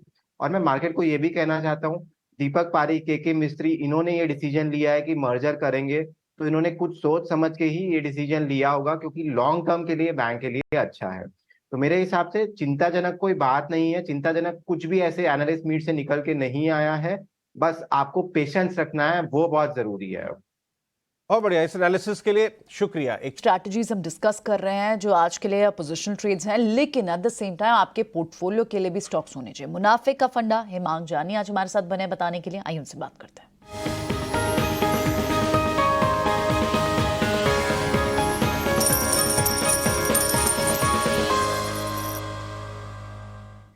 मॉर्निंग हिमांग, बताएं बाजार में आज भी शायद थोड़ा प्रेशर रह सकता है और इनफैक्ट ऐसे मौके पे तो क्वालिटी स्टॉक्स ऐड करने चाहिए पोर्टफोलियो में। कौन से स्टॉक्स आपके रडार पर हैं?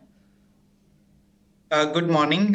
सो फर्स्ट स्टॉक जो मेरे रडार पे रहेगा वो है KI इंडस्ट्रीज। और ये कंपनी एक पावर केबल मैन्युफैक्चरिंग कंपनी है और काफी अच्छी परफॉर्मेंस है, क्योंकि ये जो सारा थीम था वो पिछले 1-1.5 साल से अच्छा प्ले आउट हो रहा है। और जो रिसेंटली कंपनी ने जो कॉन कॉल किया था उसमें एक अच्छा गाइडेंस भी दे चुकी है।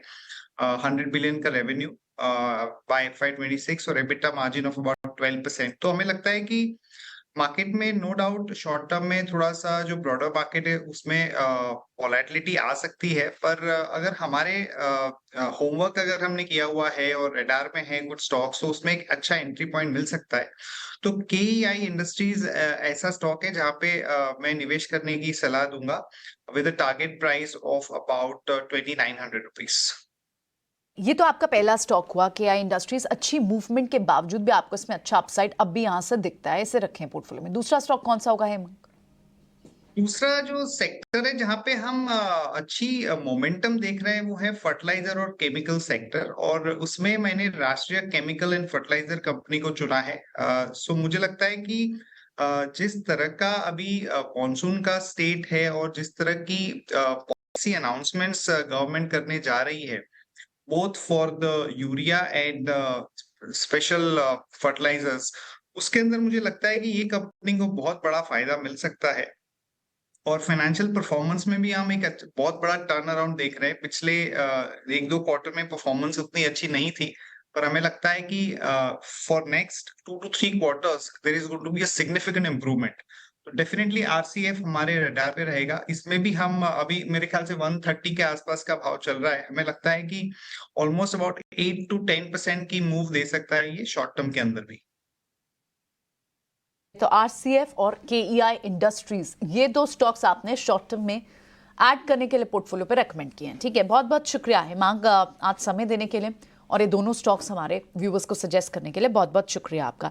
चलिए कुछ और स्टॉक्स भी डिस्कस करते हैं जो अभी हमें आज सुबह शरद भी बता के गए हैं। उसमें से एक स्टॉक था ब्लू स्टार। इसका QIP ओपन होना है, 1000 करोड़ का IPO होगा और 2% लगभग डिस्काउंट पे है ये फ्लो प्राइस से। क्या इसमें आज इस न्यूज़ पर एक बाइंग रिकमेंडेशन बनती है ब्लू स्टार? क्या जय आप बताएं, स्टॉक के स्टॉक के चार्ट चेक करके बताएं। तो ब्लू स्टार थोड़ा मुझे अभी रेजिस्टेंस और सपोर्ट के बीच में दिख रहा है। एक फ्लैग एंड पोल पैटर्न बन रहा था पर उसका ब्रेकआउट अभी तक दिखा नहीं है। ऑल्दो शैडो गया हुआ है पर बॉडी अभी तक नीचे के स्तर पर है। तो थोड़ा अभी मैं वेट करना चाहूंगा ये स्टॉक पर, बिकॉज ऑलरेडी 800 के लेवल पर भी है। ऑल्सो आज जो न्यूज आया उसके ऊपर हमें एक बार ओपन होने के बाद देखना चाहूंगा कि कितना ऊपर जाता है, बिकॉज 8110 का जो लेवल है उसके ऊपर जाना चाहिए तो ब्रेकआउट स्ट्रॉन्ग दिख सकता है। उसके और एल्स ये स्टॉक वहां पर ही घूमता रहेगा 780 to 800 के बीच में। तो अभी के लिए I will wait and watch till it will pass 8110 levels.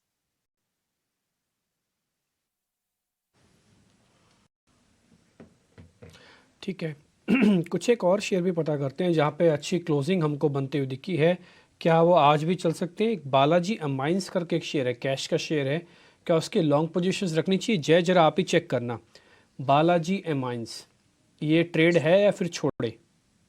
So Balaji amines थोड़ा इंटरेस्टिंग पॉइंट पर मुझे दिख रहा है, बिकॉज वो ऑलमोस्ट 21 डे मूविंग एवरेज के भी नीचे, अराउंड 21 डे मूविंग एवरेज और 50 डे के अराउंड थोड़ा कोइंसाइड हो रहा है। बट 100 डे के ऊपर जब ये स्टॉक जाएगा तब वापिस से मुझे लग रहा है 200 डे को टच करने का ट्राई करेगा। इवन सुपर ट्रेंड लाइन भी थोड़ा रेजिस्टेंस की तरफ है। बट अभी के लिए ये स्टॉक को थोड़ा अवॉइड करके चल सकते हैं। 2240 के बाद ये स्टॉक को बाय करना होगा। यहाँ से 12 पॉइंट ये ज्यादा दूर नहीं है, बट अगर वो ब्रेकआउट आया उसके बाद मुझे लग रहा है 2371 तक ये स्टॉक जा सकता है।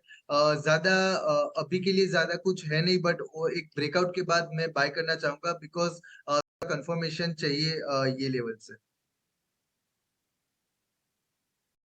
ठीक है, मैं जो दो शेयर अभी पूछने जा रहा हूँ सुमित, इसमें आपके पास पूरी फ्रीडम है। ये नहीं कि हमने पूछे हैं तो आपको इसके लेवल्स बताने ही हैं, आप इसको चाहें तो गिरा भी सकते हैं। एक शेयर है JP पावर, एक विंडो में ये दिखाना।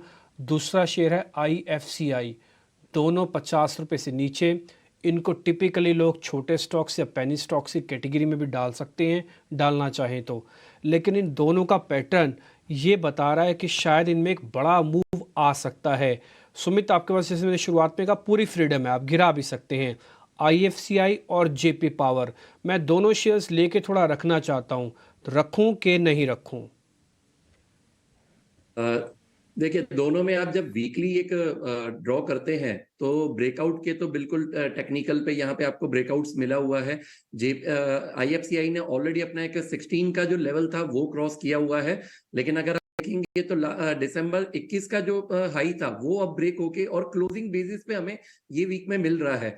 तो बिल्कुल एक, जैसे कि आपने बात बोली कि पेनी स्टॉक, तो पेनी स्टॉक में हम एक सजेशन ये देते हैं कि इन्वेस्टमेंट उतना ही कीजिए जितना पूरा रिस्क को बियर कर सके। आप ये समझ लीजिए कि ये शायद मेरे पास पैसा रिटर्न ना आए, तो इन्वेस्टमेंट का जो पोर्शन होता है उतना ही यहाँ पे ध्यान दीजिए। तो टारगेट्स यहाँ पे अगर हम देखेंगे तो IFCI में जो पहला टारगेट रहेगा वो करीबन आपका रहेगा 25 का, क्योंकि ये वीकली के बेसिस पे मैं कैलकुलेट कर रहा हूँ। तो यहाँ पे आप बने रहिए और जो स्टॉप लॉस मेंटेन करेंगे हम यहाँ पे 15 रुपए 60 पैसे का, जो इसका एक प्रीवियस रेजिस्टेंस था। JP में अभी भी मैं थोड़ा सा यहाँ पे वेट करना चाहूंगा, और रिसेंटली इसने जो अपना एक मूव दिया है 6 रुपए से लेके 11 रुपए तक का, तो मैं यहाँ पे थोड़ा सा वेट करूंगा।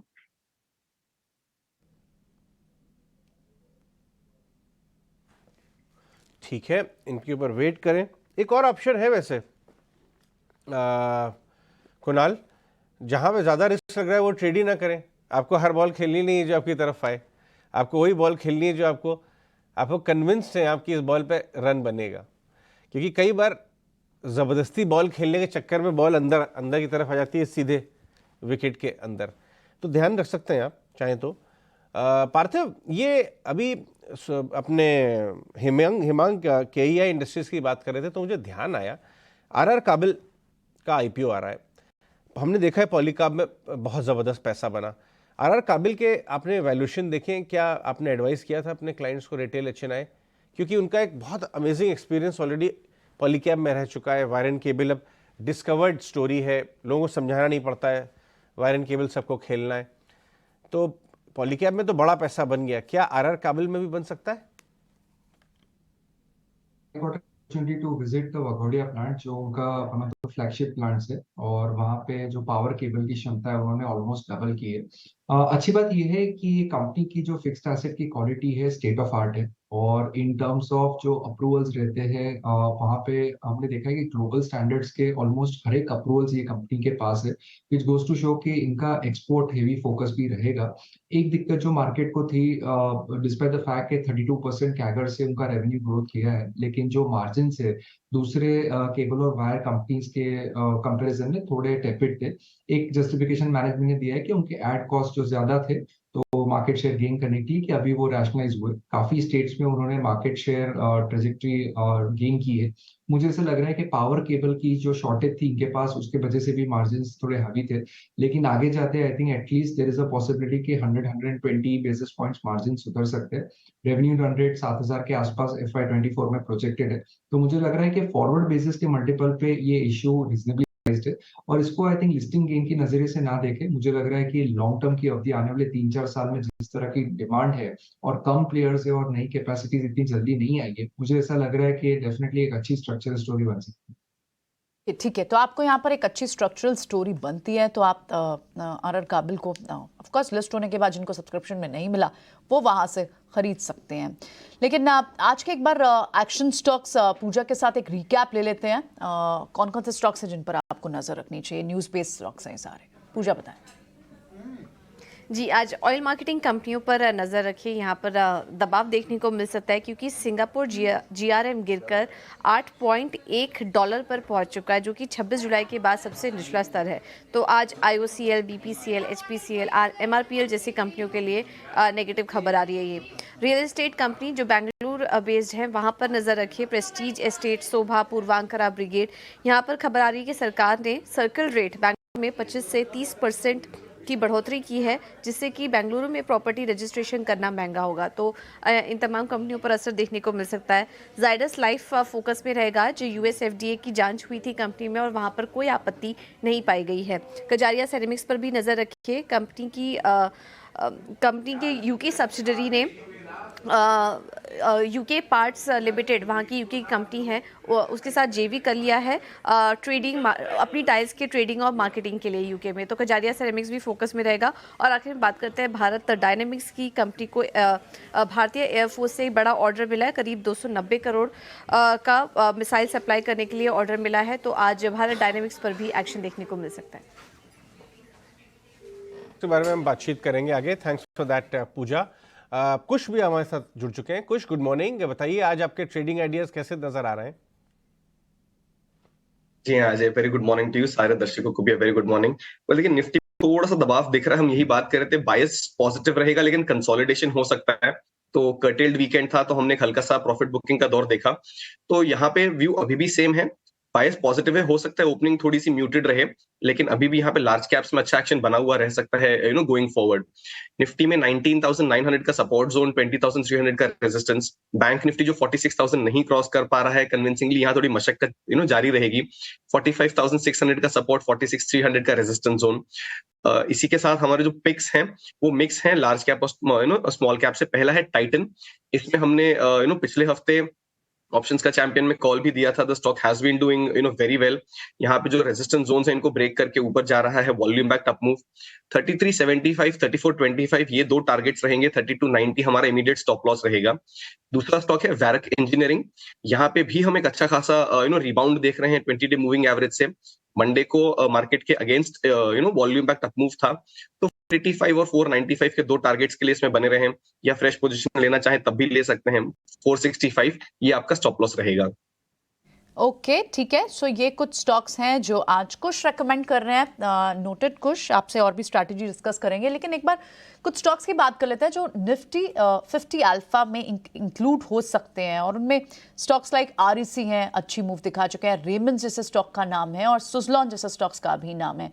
ऑलरेडी अच्छी मूव के बाद भी क्या इनमें स्ट्रीम बाकी है? रेमंड, सुजलॉन या REC तो खैर पावर स्पेस से है, वो अच्छा चल भी रहा है, पर रेमंड जैसा स्टॉक जो ऑलरेडी 2000 के पास टच करके थोड़ा सा रिट्रेस हुए हैं, क्या यहाँ पर और सेकंड ट्रिगर जो है वो रियल एस्टेट का भी है, अभी रियल एस्टेट स्टॉक्स में अच्छी मोमेंटम भी है, क्या रेमंड एक अच्छा स्टॉक हो सकता है यहाँ पर जिसे देखना चाहिए? जय। तो रेमंड पर डेली चार्ट पर हम देखें तो यहाँ पर 50 डे मूविंग एवरेज को ब्रेक किया है, 100 डे मूविंग एवरेज की तरफ जा रहा है स्टॉक।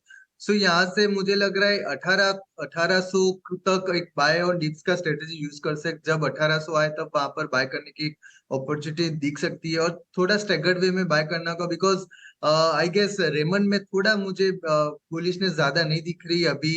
इवन शॉर्ट टर्म की बात करें तो 6 मंथ तक मुझे ज्यादा कुछ नहीं दिख रहा।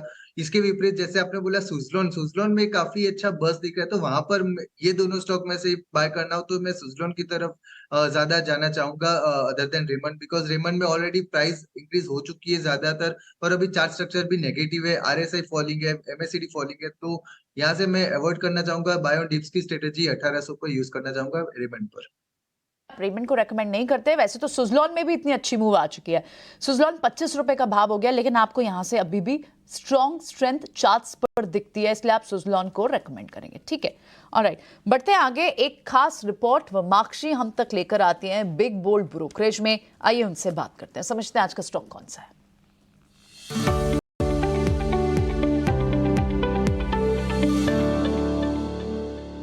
जी बिल्कुल, आज का बिग बोल्ड ब्रोकरेज है JSW एनर्जी के ऊपर। जेफरीज की तरफ से रिपोर्ट आ रही है और लार्जली ये हाईलाइट कर रहे हैं कि कंपनी नीश प्राइवेट सेक्टर रिन्यूएबल एनर्जी का काफ़ी अच्छा प्ले नज़र आ रहा है, और रिन्यूएबल एनर्जी कैपेसिटी भी और विजिबिलिटी भी सुधरती हुई नज़र आ रही है। रिन्यूएबल एनर्जी करीब 81% तक काउंट कर सकता है ओवरऑल कैपेसिटी का FY30 तक, ऐसा जेफरीज का मानना है फॉर JSW एनर्जी।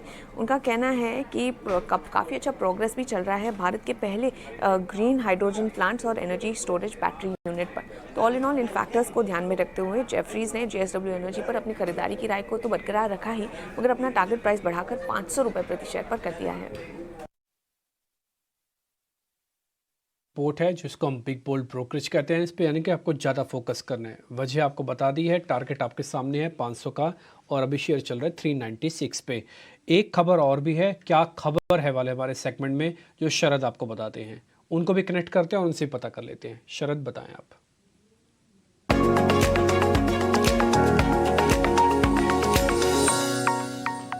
जी बिल्कुल, सबसे पहले जो है फोकस में रहेगा बंधन बैंक। अब यहाँ पे जो है मार्केट बज़ आ रही है, जो हमें सुनने मिल रहा है कि यहाँ पे बाज़ार के बड़े दिग्गज बैंकिंग के अरविंद वोरा जो है वो एक्सपेक्टेड है कि बंधन बैंक के एग्जीक्यूटिव डायरेक्टर जो है अपॉइंट किए जा सकते हैं। अब मैं बता दूं, अरविंद वोरा जो है करंटली कंट्री हेड है रिटेल ब्रांच बैंकिंग के लिए HDFC बैंक में, और याद रखिए अरविंद वोरा जो है और बोर्ड डायरेक्टर भी हैं आपके HDFC सिक्योरिटीज़ में। ET नाउ स्वदेश ने जो ईमेल क्वेरीज भी भेजी थी बंधन बैंक को, लेकिन वहाँ से कोई रिप्लाई नहीं आया था। अब याद रखिए HDFC बैंक का लगभग 5% स्टेक का जो है एक्विजिशन, ऑलरेडी उनका स्टेक आप देख सकते हैं कि बंधन बैंक में है, और अर्लियर ये HDFC का स्टेक था, और अब जो है currently 5% stake HDFC bank hold करता है बंधन बैंक में। अब कैंडिडेट की बात हो रही है CFO पोस्ट की भी, यहाँ पे भी बात हो रही है कि उसकी फुलफिलमेंट हो सकती है, और अगले 1 या 2 महीने में जो है अनाउंसमेंट आ सकती है नए CFO का भी बंधन बैंक के लिए। तो मैनेजमेंट रीजिग में जो है पूरी फोकस रहेगी। ओके, ठीक है। बंधन बैंक जरूर ध्यान रखिएगा, एक टेक्निकली भी ब्रेकआउट वाला एक शेयर है, और जैसे आप एक खबर बता रहे हैं, ये खबर भी बहुत इंपॉर्टेंट है। आज की ओपनिंग तो हालांकि कमज़ोर है, लेकिन जो प्राइस अभी आप देख पा रहे हैं बंधन बैंक के, ये लाइव प्राइसेस है, यानी कि बहुत ज़्यादा गैप डाउन होकर नहीं खुल रहा है। इस शेयर पर ज़रूर ध्यान रखा जाए। खैर आगे बढ़ते हैं। निफ्टी और बैंक निफ्टी के लेवल्स फ्रीज हो गए हैं, मैं ज़रा जल्दी से आपको दिखा देता हूँ। आज दोनों ही क्रिटिकल लेवल के नीचे आज ओपन करेंगे, पहला टिक वहीं आएगा। निफ्टी का 20,000 के नीचे आएगा, 980 पे फ्रीज हुआ है, 152 51 पॉइंट नीचे। बैंक निफ्टी हुआ है 486 पॉइंट नीचे, 1%। तो 45,500 के ये नीचे आके आज ओपन करेगा 493 पे। ठीक है, पहला फेज तो अच्छी बात है, ऐसा ही मिल रहा है। उसके बाद मार्केट जल्दी से इसको रिपेयर करेगा, रोक देगा, फिर चेक करेंगे कि उसमें हमको करना क्या है। निफ्टी का जो आज टॉप लूज़र बनने जा रहा है HDFC के अलावा वो SCL टेक है। एक बार ज़रा चेक करेंगे आप संतोष, SCL टेक में कोई ट्रेड है आज? का ओवरऑल स्ट्रक्चर बुलिश है। अभी स्टॉक के आप देखो तो हायर लोज बना रहा था, आज गैप डाउन ओपनिंग दे रहा है, तो देखना होगा क्या ये 1275 के लेवल को होल्ड कर पाता है, जो इसका 10 डे मूविंग एवरेज है। अगर 1275 के लेवल को होल्ड किया तो हमको रिकवरी देखने को मिल सकती है। 1275 के नीचे जाता है तो फिर स्टॉक में शायद और प्रेशर बढ़ेगा, स्टॉक फिर आने वाले दिनों में 1230 के लेवल पे दिखा सकता है।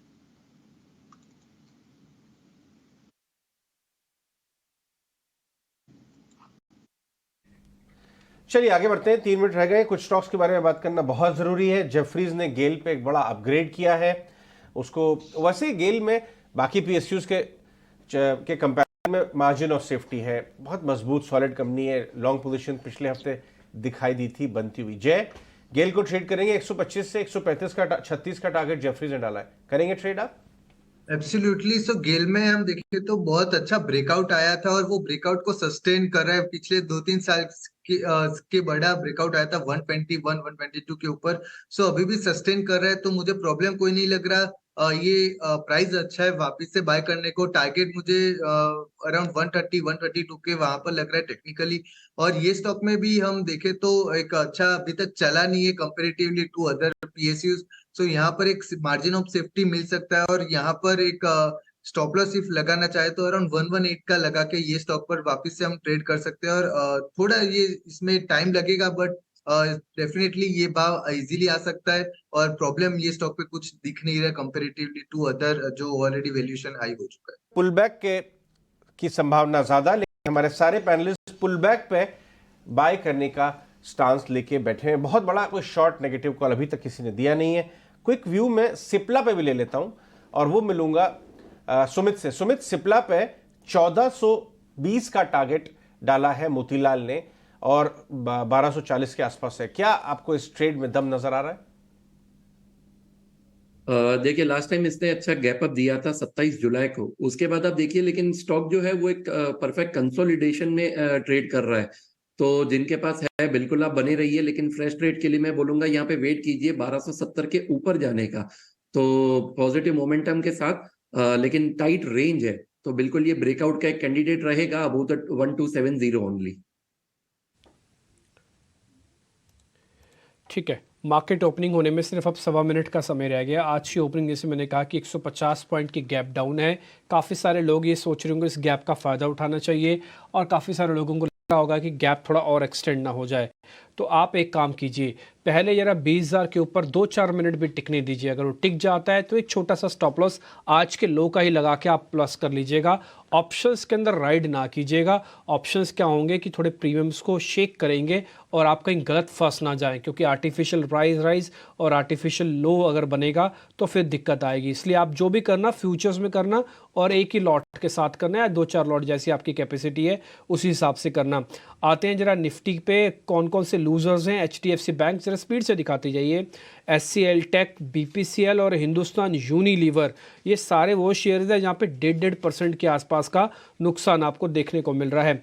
कुल मिला के 50 में से सिर्फ 40 से ज़्यादा शेयर ऐसे हैं जो आज लाल निशान में खुलेंगे, और 2-4 शेयर हैं जो फ्लैट खुल रहे हैं, जैसे L&T, सिप्ला, अदानी पोर्ट्स। ये 3-1 शेयर ऐसे हैं जो मेरे को अभी तक स्क्रीन पे दिख रहे हैं जो फ्लैट टू पॉजिटिव खुल रहे हैं। अदरवाइज ज़्यादातर शेयर्स के अंदर या तो फ्लैट ओपनिंग या तो नेगेटिव ओपनिंग हो रही है। एडवांस डिक्लाइन भी आज आपको अच्छा नहीं मिलेगा।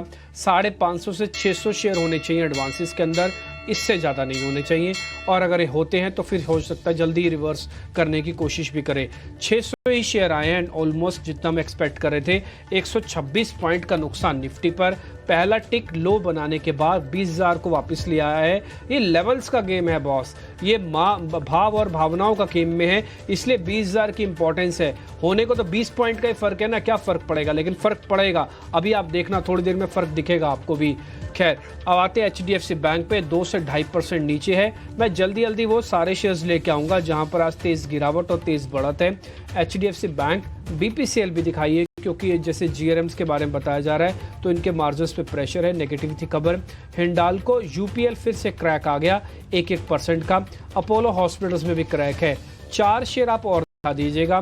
पहला है रिलायंस इंडस्ट्रीज, दूसरा इन्फोसिस, TCS और तीसरा L&T, क्योंकि ऑलरेडी आप HDFC तो दिखाई चुके हो। तो ये 4 शेयर आप और दिखाना, इन्फोसिस TCS का जोड़ा, रिलायंस इंडस्ट्रीज और साथ ही एक L&T। इन सब में से आप देखोगे कोई भी बकायदा हारे निशान में नहीं है। अभी थोड़ा प्रेशर देखने को मिल रहा है, तो हमको लग रहा था कि बैंकिंग का दबाव IT पे आएगा।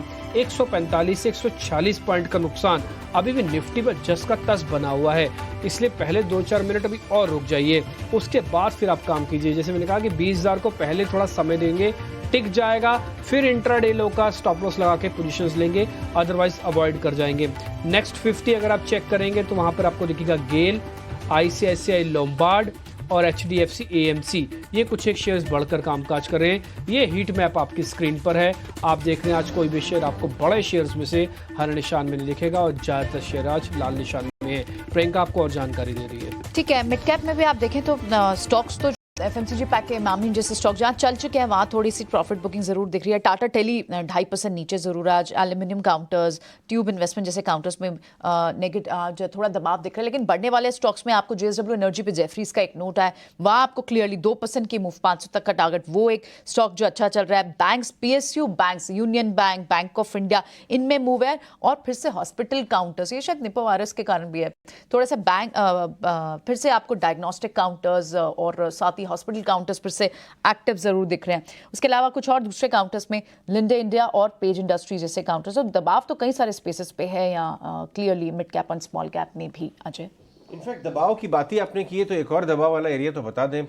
ये देखिए 3.5% कट HDFC बैंक में आपको दिख रहा है। क्यों ना होगा बैंक निफ्टी में दबाव। इंट्राडे लेके आइए डाक्टर साहब, इंट्राडे HDFC बैंक लेके आइए, इंट्राडे आप लेके आइए रिलायंस इंडस्ट्रीज, दोनों दबाव वाले स्टॉक जो इस समय निफ्टी को बढ़ने नहीं दे रहे हैं। इंट्राडे अगर आप लेके आए HDFC बैंक, ये देखिए जी हाँ, ये और ज़्यादा 1% और समझ कट फ्राइडे को भी दबाव में दिखा था। तो ये तो बाजार में दबाव की बात हो गई। लेकिन टाटा मोटर्स ने अच्छा मूव दिखाया है, दबाव वाले बाजार में भी 1% ऊपर है, क्योंकि उसने प्राइस हाइक्स लिए हैं। और अदरवाइज भी देखें तो नए लॉन्चेस इस स्टॉक के अंदर धीरे धीरे इस साल की शुरुआत से ही चाल अच्छी आ रही है। 650 का भाव हो रहा है। पार्थिव, इसके वैल्यूएशंस आपको कैसे दिखते हैं? इससे पहले कि मैं क्विक व्यू आपसे ले लूँ, उसके बाद ओपनिंग ट्रेड लेंगे हम 650 पे टाटा मोटर्स। वैल्यूएशन की बात करूँ तो फॉरवर्ड बेसिस पे करीबन 17 टाइम्स पे चल रहा है, और मुझे लग रहा है ये सस्टेनेबल है और ये जस्टिफाइबल है, बिकॉज अभी हम देख रहे हैं काफी टाइम के बाद टाटा मोटर्स हर एक उसका जो वर्टिकल है is firing on all cylinders. JLR की बात करो तो फ्री कैश फ्लो जनरेटिंग हो गया है और वहां पे भी ऑर्डर बुक काफी तगड़ा है, और इंटरनेशनल मार्केट से ऐसी कोई नेगेटिव खबर नहीं है। डोमेस्टिक फ्रंट पे CV इज रीजनेबली वेल, यहाँ पे भी उन्होंने प्राइस हाइक्स लिए तो मार्जिन सस्टेनेबल रहेंगे। प्लस पैसेंजर व्हीकल में भी उनकी पाइपलाइन काफी स्ट्रांग है, EV बिजनेस मोनेटाइज किया है। तो मुझे लग रहा है आई थिंक इन्वेस्टर्स यहाँ पे आने वाले 2-3 साल की अवधि के लिए स्टॉक को होल्ड कर सकते हैं, यहाँ से भी अच्छे लेवल्स मिल सकते हैं। बढ़ते हैं और ओपनिंग ट्रेड्स की श्रृंखला को हम जारी करते हैं अपने पैनलिस्ट के साथ। कुणाल, बताइए आपका ओपनिंग ट्रेड। HDFC बैंक में 11.5 लाख शेयर का ब्लॉक, काम तो चालू हो गया भाई, ये तो बात है। बताइए आपका opening trade. Well Ajay ji, एक ही ट्रेड है जिसके ऊपर मैं फोकस कर रहा हूँ और काफी अच्छी मोमेंटम हमें स्टॉक में देखने को मिल रही है। चेन्नई पेट्रो स्टॉक का नाम है। फिलहाल 518 के अराउंड स्टॉक ट्रेड कर रहा है। बाय करने की यहाँ से ही सलाह रहेगी। चेन्नई पेट्रो प्रेजेंट लेवल पे स्टॉक ट्रेड कर रहा है 518। एसएल हम जो मेंटेन करके चलेंगे अजय जी, वो एसएल हमारा यहाँ पे जो आएगा वो 500 का आएगा। टारगेट की बात कर लेते हैं अजय जी। टारगेट 532 का पहला है और 532 जैसे ही ब्रेक होगा 555 दूसरा टारगेट जो हमें देखने को मिल सकता है कि तकरीबन 7% तक के भी अपसाइड के रिटर्न हमें ये स्टॉक दिखा सकता है। तो बाय कीजिए चेन्नई पेट्रो 500 के एसएल के साथ। क्या बात है, बाय ऑन चेन्नई पेट्रो, वो भी निफ्टी में जब 150 अंक की सुंदर सी एक गिरावट दिखाई दे रही है। संतोष मीना, आपका ओपनिंग ट्रेड। जी, मुझे पावर ग्रिड का स्ट्रक्चर अच्छा लग रहा है। स्टॉक थोड़ा सा करेक्ट हुआ था, लेकिन फिर से मोमेंटम पकड़ते हुए नजर आ रहा है। 200 के ऊपर निकल रहा है, तो जो 200 के कॉल राइटर है वो थोड़ा सा बैकफुट पर नजर आ रहे हैं, तो यहाँ पर 198 के स्टॉप लॉस से खरीदारी कर सकते हैं। ऊपर में जो टारगेट रहेगा 205 रुपए का रहेगा। बाजार में शानदार बाय ऑन डिप्स आ रही है। इंडेक्स भले ही कैप्चर ना करे, लेकिन ढेर सारे आपको स्टॉक्स, मिड कैप आईटी के, हेल्थ केयर के, कंस्ट्रक्शन के स्टॉक्स, सब ग्रीन, आपके ग्रीन एनर्जी के कुछ स्टॉक्स बढ़िया बाइंग आ गई है, सब हरे निशान में आ चुके हैं। तो इतना भयंकर कोई डूम एंड ग्लूम नहीं है। हाँ, दबाव इंडेक्स में दिख रहा है और उसका रीज़न है, लेकिन बाकी के बाजार में अच्छी। कुणाल परार से तो हो गया, संतोष से भी हो गया। सुमित मूलचंदानी, आप बताइए आपका ओपनिंग ट्रेड। अजय जी, मुझे यहाँ पे पीएफसी का ट्रेड काफी अच्छा लग रहा है। अभी मॉर्निंग सेशन में भी डिस्कस हुआ, तो 292 का करंट मार्केट प्राइस है। आप यहाँ पे 287 का एक स्टॉप लॉस मेंटेन कीजिए, और same intraday either for tomorrow also. मुझे लग रहा है कि ये अपने 310 जो पिछला हाई है वहां तक एक बार जा सकता है, तो बिल्कुल आप बने रहिए यहाँ पे, और फ्रेश ट्रेड भी यहाँ पे इनिशिएट कर सकते हैं। था स्मॉल कैप और मिड कैप में बाय ऑन डिप पहले आई है, उसका इंट्राडे चार्ट देख लीजिए। उसके बाद मैं कुछ के पास जाऊंगा, ये देखिए ऑलमोस्ट फ्लैटन आउट हो गया, जबकि निफ्टी अभी भी 120 पॉइंट नीचे दिखा रहा है, लेकिन मिड कैप फ्लैटन हो गया और स्मॉल कैप तो हरे निशान में आ गया। सो डर के आगे जीत है, ये स्मॉल कैप मिड कैप आपको बता रहे हैं, लेकिन सब एक भाव से नहीं रिबाउंड कर रहे हैं। इनका चुनाव करें आप लेने में तो बहुत ध्यान रखिएगा। स्मॉल कैप मिड कैप में आप सारा गेम स्टॉक स्पेसिफिक है, और अच्छे स्टॉक्स में रिबाउंड आ रहा है बहुत शानदार। बताइए कुछ आपका ओपनिंग ट्रेड। मेरे रेडार पे जो स्टॉक है उसमें ऐसा लग रहा है कि मार्केट से कोई इम्पैक्ट ही नहीं आ रहा। Wherever the markets going, this stocks headed one way up, which is अपार इंडस्ट्रीज। आज भी जब मार्केट इतना प्रेशर के साथ ओपन हुआ है, this stock is up almost about 3%। तो मेरे हिसाब से यहाँ पे जो ये तेजी है ये कंटिन्यू रह सकती है। 5500 5600 के जो दो लेवल्स हैं, इनके लिए आप नियर टर्म में बाय करें। 5300 के करीब अपना स्टॉप लॉस लगा के रखें। So Apar Industries has been on our radar for a while and continues to be so. ठीक है जय, आपका ओपनिंग ट्रेड। ओपनिंग ट्रेड थोड़ा एक स्टॉक अलग है, टाटा इन्वेस्टमेंट पर रहेगा, बिकॉज पिछले 2 दिनों से हम देखें तो काफी एक अच्छा बuzz बन रहा है। इवन कुछ न्यूज थी टाटा टेक्नोलॉजीज के आईपीओ के रिलेटेड, तो वहां पर भी ये होल्डिंग कंपनी है, तो मुझे लग रहा है ये पास से भी यहाँ पर बाय कर सकते हैं। ब्रेकआउट स्ट्रॉन्ग आया और यहाँ पर भाव अराउंड 2820 के वहां पर जा सकता है। ये स्टॉक पर स्टॉप लॉस लगाना होता है अराउंड 2670 के, वहां पर हम लगा के चल सकते हैं। कंपनी रिलेटिवली बहुत स्ट्रॉन्ग है, कंपनी में वोलेटिलिटी ज्यादा नहीं आती, बट जब आती है तब बहुत सारी अच्छी खासी आ जाती है। और टाटा की सब कंपनी की होल्डिंग कंपनी के तौर पर ये कंपनी है, तो यहाँ पर सेफ्टी भी अच्छी मिलती है, तो यहाँ से बाय करने की सलाह होगी लेवल्स 2820 के बाद। एक शेयर तो हमारा अपार इंडस्ट्रीज़ का अभी खुश ने बता ही दिया। खुश आपको ध्यान होगा 2-4 दिन पहले मैंने ही आपसे पता किया था अपार इंडस्ट्रीज़ के बारे में, तब आपकी बाय कॉल थी, अब भी आप बाय कॉल दे रहे हैं, तो अच्छी बात है। एक कन्विक्शन बना हुआ और ट्रेडर्स और इन्वेस्टर्स का बेनिफिट हो रहा है। स्विंग ट्रेड का ये बेस्ट एग्जाम्पल था अपार इंडस्ट्रीज़। अगर किसी को 3-4 दिन के लिए सौदा लेना हो, 3% 4% जेब में डालना हो, तो अपार उसके लिए बेस्ट कैंडिडेट था। खैर, इसी तरह से कुछ एक और शेयर पकड़ने की कोशिश करते हैं। अजंता फार्मा ने थोड़ा लीड ली है, मैंने इसके चार्ट चेक नहीं किए, एक बार संतोष आप चेक करेंगे। अजंता फार्मा, मैं सिर्फ वॉल्यूम और प्राइस एक्शन को देख रहा हूँ, वो मेरे को ठीक लगा। जी अजय, सॉरी जी रिम्पी, इस स्टॉक की बात करें तो ये स्टॉक मोमेंटम में था, करेक्ट हुआ और स्टॉक करेक्शन के बाद अपने 50 दिन के मूविंग एवरेज के आसपास ट्रेड कर रहा है, तो यहाँ पर रिस्क रिवॉर्ड फेवरेबल है। आप 1655 के स्टॉप लॉस से खरीदारी कर सकते हो। यहाँ से बाउंस बैक करता है स्टॉक, तो ऊपर में पहला जो टारगेट आ रहा है 1740 क्रॉस करते ही हमको 1780 1800 तक की अपसाइड देखने को मिल सकती है।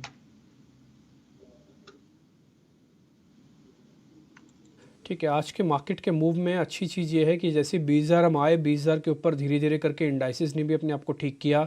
अब करीब 34 पॉइंट और जोड़ लिए हैं। जो हमने कही थी बात की, एक बार 20,000 आ जाए, फिर आप इंट्राडे का स्टॉप लॉस लगाना जो आज का लगा है, उसके बाद आपको मूवमेंट मिल जाएगा। ये मूवमेंट आ गई है। किसी को 30-35 रुपये लेने हो अपनी मर्जी के हिसाब से है, फिर भी मैं बोलूँगा कि बहुत स्ट्रॉन्ग मूव अभी शायद वेट करना चाहिए। मार्केट को सेटलमेंट होने के लिए टाइम चाहिए। असाही इंडिया पे आज जो ओपनिंग ट्रेड हमने आपको दिया था जय असाही इंडिया शुरुआत में 15 से 16 रुपये दे रहा है, तो बुक करके बाहर निकले या फिर आपके टारगेट के साथ बने रहे? 669 का आपने टारगेट दिया है। एक्चुअली बने रहे, किसी को, क्योंकि मुझे लग रहा है ब्रेकआउट स्ट्रॉन्ग ऊपर के लेवल पर आ सकता है, जो कि बाजार इतना नेगेटिव खुला था तो भी ये स्टॉक ने 642 के वहां पर दिया था हाई डेज का, तो मुझे लग रहा है यहाँ पर बने रहना चाहिए। अब इफ कोई इंट्राडे ट्रेडर है, बहुत एग्रेसिव ट्रेडर है, तो बुक कर सकता है, ज्यादा कोई प्रॉब्लम नहीं है। बट थोड़ा मीडियम टर्म की बात करें, आज के दिन इवन 2-3 दिन तक ये स्टॉक को होल्ड करके रखे तो मुझे लगता है इजीली वो टारगेट आ सकता है। और इवन आज के दिन में भी थोड़ा मार्केट ने साथ दिया तो आज के दिन में ही हम देख सकते हैं वो टारगेट को छूते।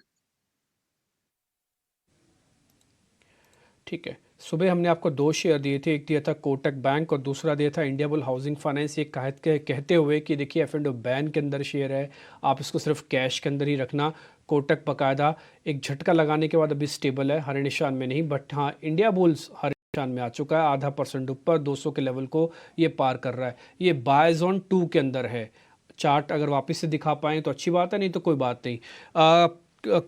बरखुश जरा आप चेक करेंगे इंडियाबुल हाउसिंग फाइनेंस कितने डिप तक मैं प्लस करूं, बस मेरे को यही पता करना है। मेरा इसमें तो कन्विक्शन है कि प्लस करना है, बस मेरे को ये समझना है कि कितने डिप तक मैं इसको प्लस करूं। तो डिम्पी यहाँ पे जो सपोर्ट जोन है ये 192 से 195 के जो लेवल्स हैं इसके आसपास हैं। तो अगर आपको इनके आसपास मिले या यहाँ तक स्लाइड हो, तब तक आपका कंफर्ट जोन बने रहना चाहिए। जो इस पोजीशन में अगर आपका स्टॉप लॉस आप ढूंढ रहे हो तो 185 के आसपास बना के चलिए, जिसके करीब इसका 20 डे मूविंग एवरेज भी है। तो उसके नीचे स्लिप होने में हो सकता है कि थोड़ा सा डायरेक्शन चेंज हो जाए। बट आपका जो कन्विक्शन है ये मैं भी शेयर करता हूँ। स्टॉक में यहाँ पे हमने एक अच्छा खासा स्पॉट देखा था। अब 200 का एक साइकोलॉजिकल लेवल भी है, और जैसा हम टिपिकली डेरिवेटिव्स डेटा में नंबर्स के आसपास देखते हैं, थोड़ा सा एक प्रेशर है। बट इसको क्रॉस करते ही यहाँ पे मेरे ख्याल से 215 और 225 के लेवल्स भी ओपन अप हो जाएंगे। तो ओवरऑल सेटअप पॉजिटिव है। टिप पे 192 तक के लेवल्स के लिए आप बाय कर सकते हैं। स्टॉप लॉस अगर फ्रेश पोजीशन ले रहे हो तो 185 के करीब लेके चलें। ओके, सुबह जैसे हम बात भी कर रहे थे अजय, आप आईटी की बात कर रहे थे। आईटी में अब आप देखें तो लार्ज कैप आईटी कहीं ना कहीं टीसीएस वो पॉजिटिव टर्न हो चुका है। इनफैक्ट एचसीएल टेक भी आप देखें तो वहाँ पर भी मूवमेंट दिख रही है। और जो थोड़ा सा स्ट्रॉन्ग सेट ऑफ काउंटर्स है एलएनटी जैसे, वहाँ पर आपको मूवमेंट अच्छी दिख रही है। ऑटो फिर से वापस आता हुआ है, तो चर्निंग तो स्टॉक मार्केट में क्लियरली आईटी की यहाँ से आईटी डिक्लाइन पे सेफेस्ट बाय है मेरे व्यू में। हाँ, और आपको कुछ हद तक वो ट्रेड दिख रहा भी होता हुआ, ये देखिए डे रिबाउंड कर रहा है थोड़ा हिस्सा। बी सॉफ्ट के लिए क्या ये परसिस्टेंट और हाई क्वालिटी स्टॉक्स जिसके अंदर बहुत सारे अर्निंग फिगर्स हैं। एक ऐसा स्टॉक किर्लोस्कर ऑयल इंजन है, 220 से हम ट्रैक कर रहे हैं, 500 रुपए का भाव हो गया। कुछ को याद होगा, कुछ किर्लोस्कर ऑयल इंजन को देखिए जरा। ओ एब्सोल्युटली अजय, वो जो आपने रेट बताया 220 का भाव है और आज का दिन है, ये हमारी वॉच लिस्ट से अभी तक हटा ही नहीं है।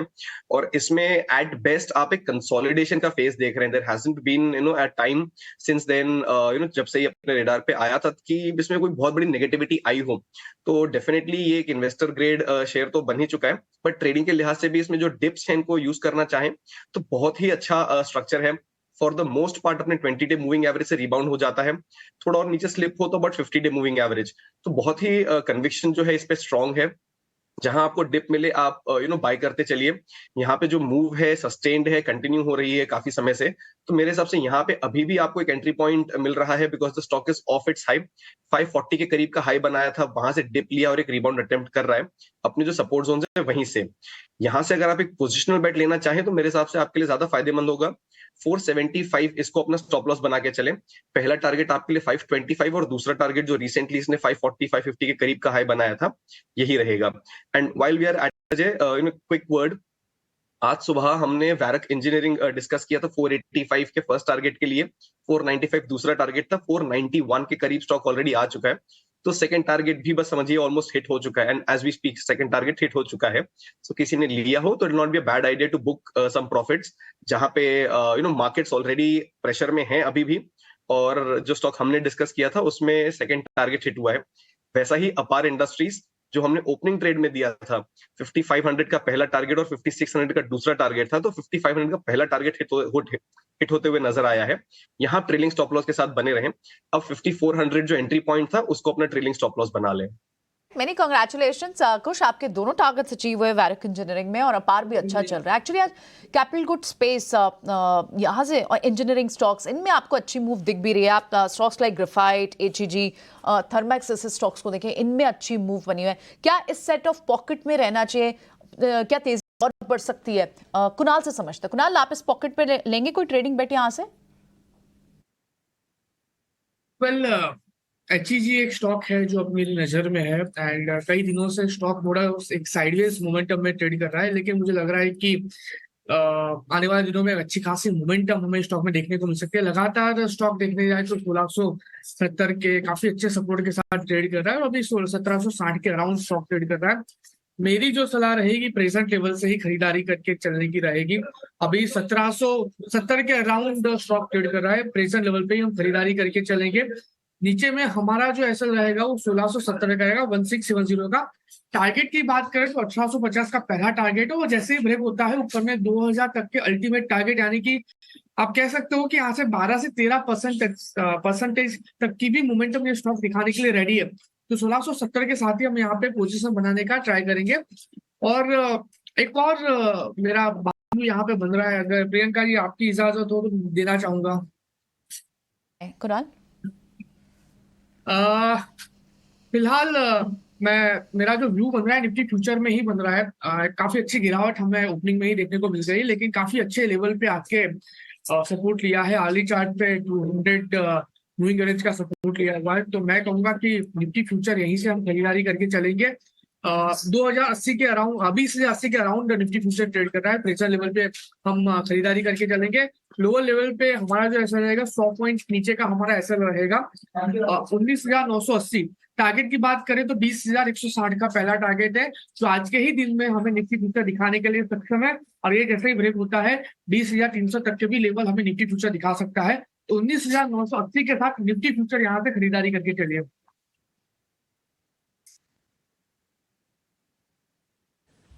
रिलायंस इंडस्ट्रीज पे एक बड़ी ब्लॉक डील लगी है, वो करीब 0.26% के आसपास का है और 1.5 करोड़ शेयरों की ब्लॉक डील है। मैं चार्ट के जरिए आपको जरा दिखा देता हूँ। शुरुआत में ही किसी ने सौदा पंच किया है। ये जो हमने गोला मार्क किया है 15 मिनट का चार्ट है, यानी कि पहले 5 मिनट के अंदर किसी ने सौदा पंच किया और बड़ी इक्विटी के साथ काम किया है। ये जो आप नीचे तक ड्रैग होता देख पा रहे हैं, ये 23.55 का लो लगे वाला शेयर बन चुका है आज, क्योंकि ये जब ब्लॉक लगा तो एक साथ किसी ने मारा है और ये सीधा प्राइस को ड्रैग करके नीचे तक लेके गया और बाद में उसकी भरपाई हो रही है, यानी कि चेंज ऑफ हैंड्स कंप्लीट हुआ। इसके बाद ये आप देख पा रहे हैं दूसरी कैंडल्स हरे निशान की, यानी कि बैक टू बैक जो सेलिंग होती है वो नहीं आ रही है। एक बड़ा ब्लॉक लगने के बाद तो मार्केट में थोड़ी स्टेबिलिटी सी रुकी है, यानी कि बड़ा चर्न तो हुआ है। एक बार प्रियंका आपको मेहमानों से पता कर लेंगे कि उसमें क्या करना चाहिए रिलायंस इंडस्ट्रीज पे। प्रियंका, ओके, ठीक है, चलिए। तो ये तो रिलायंस पर एक बात हुई। बिल्कुल डिम्पी चार्ट से बता रहे थे कि रिलायंस पर ट्रेड क्या बनता है एक बार समझ लेते हैं। संतोष, बताएंगे आप रिलायंस पे trade? Priyanka, yes, Reliance under perform कर रहा था, लेकिन जो उसको टारगेट अचीव करना था डाउन साइड का, उसने आज मॉर्निंग में ही कर लिया। तो लग रहा है कि शायद जो आज लो बन गया कहीं ना कहीं एक बॉटम का काम कर सकता है स्टॉक के लिए। तो कोई रिस्क लेके यहाँ पे ट्रेड लेना चाहे तो रिस्क रिवॉर्ड फेवरेबल रहेगा। आप 2350 का स्टॉप लॉस लगाइए। ऊपर में यहाँ से रिकवरी आती तो 2440 जो इसका 20 डे मूविंग एवरेज है वो पहला टारगेट रहेगा। 2440 के ऊपर निकलता है तो एक अच्छी शॉर्ट कवरिंग रैली देखने को मिल सकती है। तो रिस्क रिवॉर्ड के पर्सपेक्टिव से यहाँ पर आप खरीदारी कर सकते हो विद स्टॉप लॉस ऑफ 2350। एक स्टॉक आज हम प्री ओपन में भी डिस्कस कर रहे थे, वो था ब्लू स्टार। QIP ओपन हुआ है 1000 करोड़ का और उसमें आज आप देखें तो लगभग 9% की मूव है और खुलने के बाद भी मौका मिला है यहाँ पर बाय करने का, लेकिन अब 8, 8.5, 9% की तेजी हो चुकी है। ये स्टॉक हमसे मिस हो गया है क्या? अब सुमित, आई थिंक आप ही से मैंने बात की थी ब्लू स्टार पे। जी बिल्कुल, वही ट्रैकिंग पे है। तो इंट्राडे अगर किसी ने ओपनिंग ट्रेड में लिया है या फिर ऑलरेडी किसी के पास है तो यहाँ पे थोड़ा सा प्रॉफिट बुकिंग करें, क्योंकि मुझे लगता है कि यहाँ पे थोड़ा सा डाउन साइड आएगा, लेकिन ओवरऑल जो स्ट्रक्चर है वो बहुत ही स्ट्रांग है और क्लोजिंग बेसिस पे स्पेशली 820 के जो लेवल्स है वो बहुत, तो यहाँ पे मुझे लग रहा है कि आगे चल के ये 1000 तक की लेवल्स देख सकता है, लेकिन जो होल्डिंग पीरियड रहेगा वो करीबन 2 से 3 महीने का रहेगा। ठीक है, ऑल राइट। ये तो बात हुई ब्लू स्टार पे। ऑटो पैक में आपको मूवमेंट दिख भी रही है और इनफैक्ट आयशर मोटर्स आप देखें तो लाल निशान से हरे निशान में आने की तैयारी भी कर रहा है। आयशर मोटर पर एक इंटरेस्टिंग नोट भी आया है, इनफैक्ट अब हरे निशान में है, फ्लैट टू पॉजिटिव ट्रेड कर रहा है। बोफा इनकी एक मैनेजमेंट मीट हुई और उसका एक नोट भी है जो हमारे पास उसके रेडी भी है हमारे पास ग्राफिक्स की। कंपनी जो है वो कहीं ना कहीं जो एक प्रीमियमाइजेशन का, एसयूवी का, वो एक ट्रिगर तो बड़ा है कंपनी के पास। 8 से 10% तक की बढ़ोतरी की उम्मीद उन्हें इस पर्टिकुलर सेगमेंट में। प्लस कंपनी ने ये भी इस मैनेजमेंट मीट में बताया कि वो नए प्रोडक्ट से कहीं ना कहीं जो गैप है, पोर्टफोलियो गैप है, उसे फिल करेगी नए प्रोडक्ट लॉन्च। आपको याद होगा आयशर मोटर ने अभी एक नई गाड़ी भी नई बाइक लॉन्च की है 450 सीसी की, और साथ ही कुछ एग्जिस्टिंग ब्रांड्स को भी उनमें तब्दीलियां लाएगी। तो काफ़ी सारी चीज़ें आयशर मोटर्स, जिस पे बड़े एक चैलेंजेस और कंसर्न्स आ रहे थे कि ये स्पेस क्या क्राउडेड हो जाएगा, कंपटीशन से क्या इस स्पेस पर दबाव बनेगा, मार्केट शेयर इनका क्या रिड्यूस होगा, तो उस पर आयशर मोटर्स के रिटेलिएशन, उसके रिस्पॉन्स में पहले तो न्यू लॉन्चेस की बात हुई, और अब कंपनी के जो नोट्स भी आ रहे हैं उसमें क्लियरली अपनी ग्रोथ स्ट्रैटेजी बता रहे हैं और साथ ही अपने न्यू लॉन्चेस की स्ट्रैटेजी भी बता रहे हैं। आयशर मोटर्स ने एक दबाव अच्छा खासा झेला, बैंड में रहा और बहुत समय तक एक नैरो बैंड में रहा ये कुछ। लेकिन क्या अब आयशर मोटर्स, और क्योंकि ऑटोपैक फिर से आपको एक रिवाइवल, ऑटोपैक में फिर से एक मूवमेंट दिख भी रही है, क्या आयशर मोटर्स पर इस वक्त एक चार्ट पैटर्न के लिहाज से भी आपको पॉजिटिव व्यू बन रहा है? जी प्रियंका, बिल्कुल बन रहा है। यहाँ पे बस एक ही छोटा सा मैं कंसर्न जो कंसर्न रेज करना चाहूंगा वो ये कि 3450 का जो लेवल है, जो इसका पिछले 1.5 से 2 महीने का एक हाई लेवल बन चुका है, जहां पे स्टॉक थोड़ा सा रेजिस्ट कर रहा है। हम उसी के आसपास स्टॉक को थोड़ी मशक्कत करते हुए देख रहे हैं, बट बायस यहाँ पे आपको ग्रेजुअली अपवर्ड जो है शिफ्ट होते हुए नजर आ रहा है। तो मैं कहूंगा स्लाइटली प्रीएम्प्टिव, मान लीजिए 20 पॉइंट का अगर मान लीजिए रेजिस्टेंस किसी को बहुत ज्यादा सिग्निफिकेंस उसे नहीं देनी हो, तो यहाँ पे आप बिल्कुल एक लॉन्ग पोजिशन ऐड कर सकते हैं। हो सकता है कि आपको थोड़ा सा वेट करना पड़े, may be like a week और सो, और may be little beyond that, because options expiry के हिसाब से भी उन्हीं लेवल्स के आसपास के जो स्ट्राइक्स है उसमें कंजेशन है। लेकिन ओवरऑल सेटअप यहाँ पे मुझे पॉजिटिव लग रहा है। एक बार ये 3450 वाला जो लेवल है क्रॉस करके उसके ऊपर क्लोजिंग देगा, तो यहाँ पे मोमेंटम आपको बहुत तेजी से लौटते हुए दिखेगा। यहाँ पे 3550 एंड 3700 के जो लेवल्स हैं ये भी पोजिशनली आपको इन प्ले आते हुए दिख सकते हैं, because it is yet to do a catch up play with the rest of the pack. तो ओवरऑल सेटअप पॉजिटिव है, marginally preemptive, but given the overall setup आप यहाँ पे लॉन्ग पोजीशन बना सकते हैं। स्टॉप लॉस जो है इसको 3450 के करीब 3350 के करीब लेके चलें।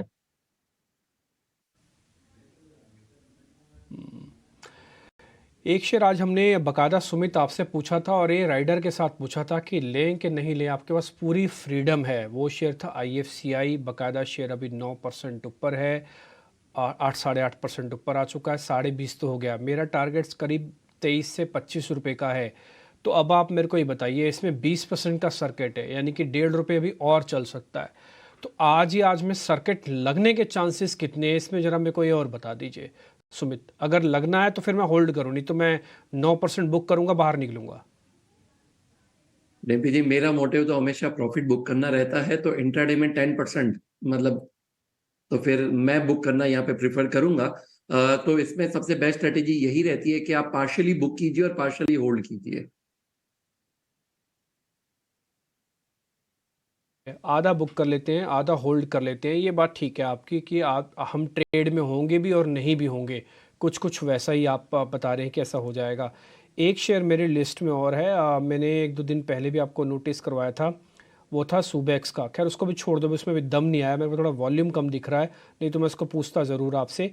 एक काम करते हैं, गेल पे ज़रा पोजीशंस लेते हैं, 125 के आसपास है। खुश जरा आपसे मेरे को पता करना है गेल, मैं थोड़ा पोजिशनली रखना चाहता हूँ। मैं ना इनके DNA को अच्छे से समझता हूँ। ये एक दिन में 125 वाला 140 नहीं होगा, बट एक महीने में एक सीरीज़ में कर देगा 125 से 140। इस सीरीज़ की एंड तक मैं एक्सपेक्ट करके चलूँ कि 135 से 140 का भाव मैं देख लूँगा। सीरीज़ की एक्सपायरी है 28 तारीख को, 8 दिन है बस मेरे पास।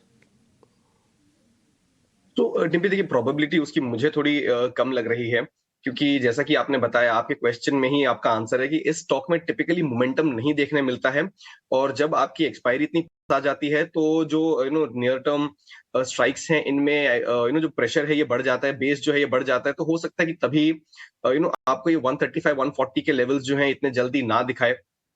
बायस इसमें पॉजिटिव है, जो डिप्स आई हैं वो बाय हुई हैं, तो मैं कहूंगा बिल्कुल आप ये एक ऐसा स्टॉक है जिसको पोजिशनली ले सकते हैं।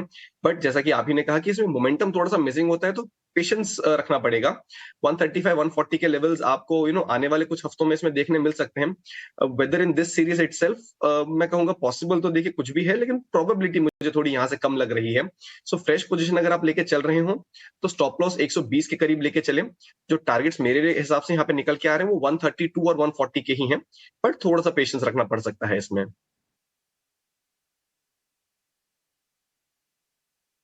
एक शेयर हमने आपको पहले भी नोटिस करवाया था, वो था टाटा कॉफ़ी, और ये बात बताते हुए कहा था कि चाय, कॉफ़ी और जो चावल के शेयर हैं ये कमोडिटी बेस्ड शेयर्स होते हैं, इनमें कई बार मोमेंटम कई दिनों तक कंटिन्यू भी रहता है। बट आपको एक ही चीज़ ध्यान रखनी होती है इन शेयर्स में, राइट टाइम पे राइट एंट्री। बाद में स्पार्क तो अपने आप ही कर देंगे ये, उसके बाद आपको ज़रा ज़रूरत नहीं है कुछ ज़्यादा इसके एनालिसिस करने की, क्योंकि फिर ये किसी को देखते नहीं है, फिर ये भागते हैं सिर्फ। टाटा कॉफ़ी मेरे को कुछ वैसा ही लग रहा है कि ये एक ऐसे स्ट्रॉन्ग बेस पे है भी और चलेगा।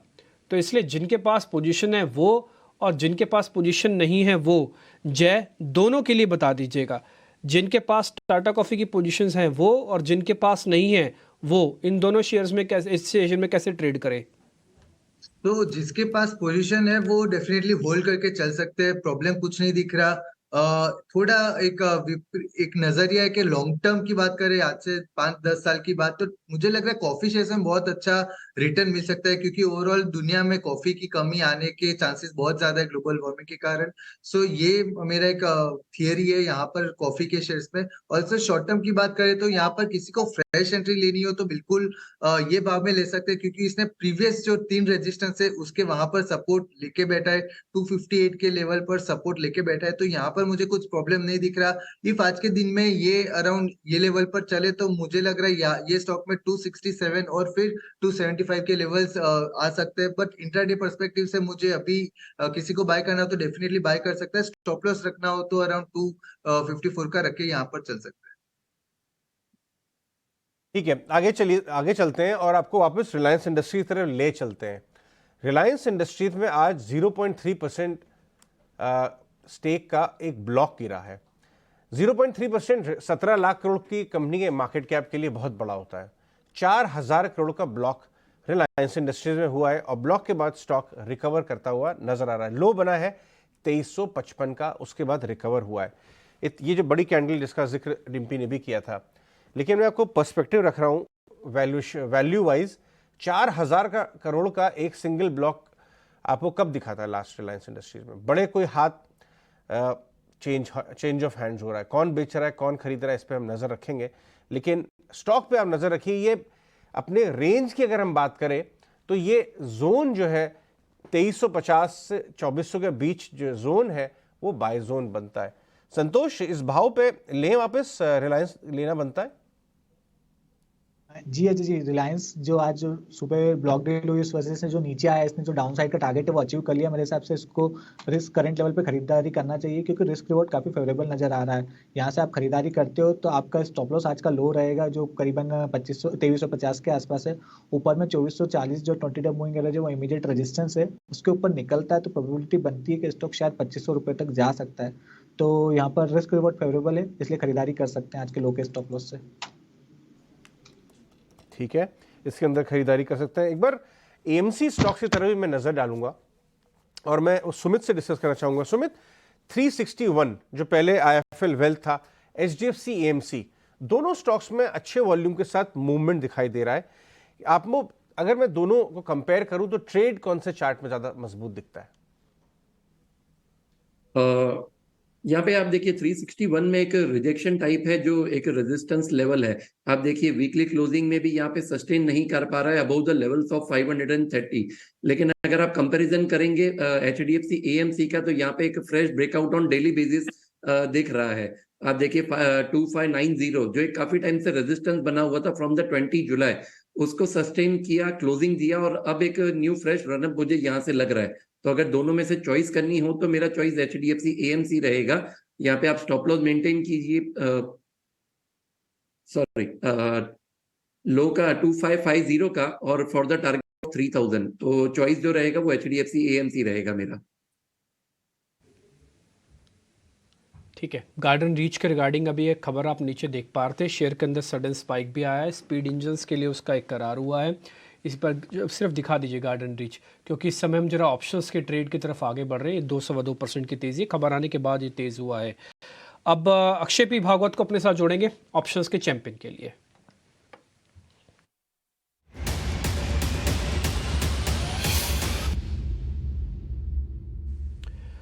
अक्षय बताइए, कौन सा शेयर आपने ढूंढा है? इंडेक्स तो नहीं होगा, I hope so. Good morning. तो आज जो स्टॉक ढूंढा है मैंने वो है हिंदुस्तान यूनिलीवर, डिफेंसिव स्टॉक है फ्रॉम द एफएमसीजी पैक। तो एचयूएल का अगर आप चार्ट स्ट्रक्चर देखें तो इसमें 2450 पे बार बार एक प्राइस जंप की टेंडेंसी है और ये स्टॉक काफी पिटा हुआ है फॉर द मंथ ऑफ सितंबर, और हम एक्सपेक्ट कर रहे हैं कि बाय द एक शॉर्ट कवरिंग की छोटी सी रैली देखने को मिल सकती है जहां पे स्टॉक 2520 तक हमें देखने को मिले। तो वेनिला कॉल की स्ट्रेटेजी है जहां पे आपको सिंपल कॉल बाय करके चलनी है 2480 स्ट्राइक वाली, 28 सितंबर एक्सपायरी, जो करीबन 24 रुपए के आसपास मिल रही है अभी। तो इसका लॉट साइज 300 का है। तो टारगेट बनेगा, फर्स्ट टारगेट 43, एक्सटेंडेड टारगेट 51 और स्टॉप लॉस 11। एब्सोल्यूट टर्म्स में अगर मैं प्रॉफिट और लॉस, टारगेट और स्टॉप लॉस के हिसाब से गिनूं तो मैक्सिमम प्रॉफिट 7800 होगा और स्टॉप लॉस बनेगा 4200। ओके ठीक है, 4200 का एक मैक्सिमम आपको लॉस हो सकता है, करीब 7500 से ज़्यादा का प्रॉफिट हो सकता है। और क्योंकि इसका 300 का सिर्फ स्ट्राइक है तो 300 को अगर आप मल्टीप्लाई करेंगे ना तो आपको ज़्यादा पैसे भी नहीं लगने वाले। 23-24 रुपये की एक्सरसाइज प्राइस है, यानी कि जिस पे आप इसको ट्रेड लेंगे और जस्ट पैसा डबल है। तो यानी कि जितना पैसा आप लगा रहे हैं ना उतना पैसा डबल हो जाएगा। तो ये एक अच्छी चीज़ है। और स्टॉप लॉसेस हमने रिस्क रिवॉर्ड 1:2 का ही रखा है, इससे ज़्यादा आपको देंगे भी नहीं। तो ये आपके लिए एचयूएल की होगी। और ये बात अच्छी है कि चर्निंग के लिहाज से भी इस समय एफएमसीजी को बहुत अच्छी नज़र से देखा जा रहा है। ये बात सच है कि इन्फ्लेशनरी प्रेशर है, लेकिन ये बात भी तो ठीक है ना कि मार्केट को अगर क्रैक नहीं लेने तो किसी एक सेक्टर को चर्न करके आगे तो लेके आओगे, वो यही सेक्टर हो सकता है। ठीक है अक्षय, नोटिस करेंगे और जैसे ये मूवमेंट आएगी तो आपको भी वापस से कनेक्ट करके ज़रा पता करेंगे। आरआर काबल के रेट सेट हो गए नीचे, 13% का प्रीमियम उनको लोगों को मिलेगा जिन्होंने अप्लाई किया था, जिनको शेयर मिला भी था। उनको लिस्टिंग गेन 13% का है, 1179 रुपये का रेट है जिसपे सेटल हुआ है, 13.5% का गेन आपको मिल रहा है। ओके ठीक है, इसके कुछ पीयर चेक करवा लेते हैं अगर वहाँ पे भी कुछ बज़ मिलता है तो। आरआर केबल का, पॉलीकैब, केआई इंडस्ट्रीज, कोई ट्रेड है संतोष जो इसके पीयर्स हैं आरआर केबल के? पॉलीकैब को तो अवॉइड करना चाहिए, स्टॉक ऑलरेडी काफी चल चुका था, आप कंसोलिडेट कर रहा है। लेकिन केईआई मुझे बेटर लगता है, स्टॉक का स्ट्रक्चर अच्छा है। अगर कोई खरीदारी करता है तो यहाँ पर 2590 के स्टॉप लॉस से खरीदारी कर सकता है। ठीक है जेंटलमैन, हमारे साथ बने रहिए। एक फार्मा स्पेस में स्टॉक बहुत ही शानदार परफॉर्म कर रहा है नीचे के लेवल से, वो है बायोकॉन। 180 वाला करीब 280 आ गया और बायोकॉन में लोगों का इंटरेस्ट बढ़ता चला जा रहा है। हमारे साथ बायोकॉन की मैनेजमेंट जुड़ रही है, किरण मजूमदार शॉ अपनी कॉर्पोरेट चैट में हमारे साथ जुड़ रही है, एग्जीक्यूटिव चेयरपर्सन। किरण, बहुत बहुत शुक्रिया ET Now पे बात करने के लिए। अगर हम बात करें कि ऑफ कोर्स यहाँ से अगर हम देखें तो बहुत सारे की फंक्शंस मिस्टर पीटर संभालेंगे जो नए मैनेजमेंट वहाँ पे ज्वाइन कर रहे हैं। अगर आप हमें समझा सकें कि सबसे इम्पॉर्टेंट बातें कौन सी रहेंगी मैनेजमेंट की यहाँ से, तो वो कौन सी होंगी?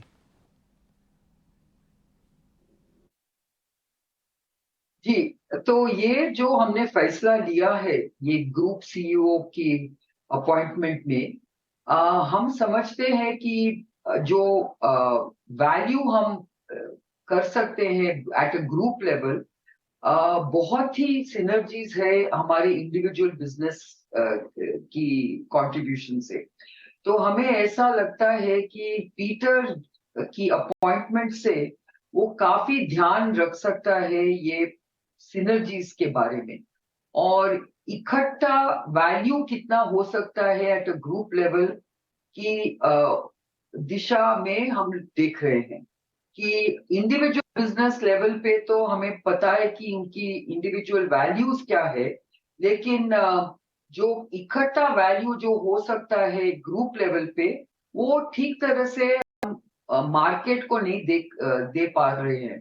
तो उसी के वजह से मैं समझती हूँ कि पीटर जैसे आदमी जो बायोकॉन ग्रुप को बहुत ठीक तरह से समझता है और जो वैल्यू क्रिएशन जो हो रहा है ग्लोबली भी बहुत उनको गहरी पहचान है, तो उससे हमें ये फायदा मिलेगा कि ये ग्रुप वैल्यू की क्या हो सकता है, या ये ग्रुप वैल्यू की पहचान और समझदारी क्या होनी चाहिए, वो सब हमें पीटर की हेल्प से हम करेंगे। किरण जी, अगर हम अगले 3 से 5 साल का बिजनेस का व्यू लेना चाहें, नई लीडरशिप चेंजेस, जिस तरह से प्रोडक्ट चल रहे हैं, जो कंसोलिडेशन चला है कंपनी में, तो आप क्या कहेंगी?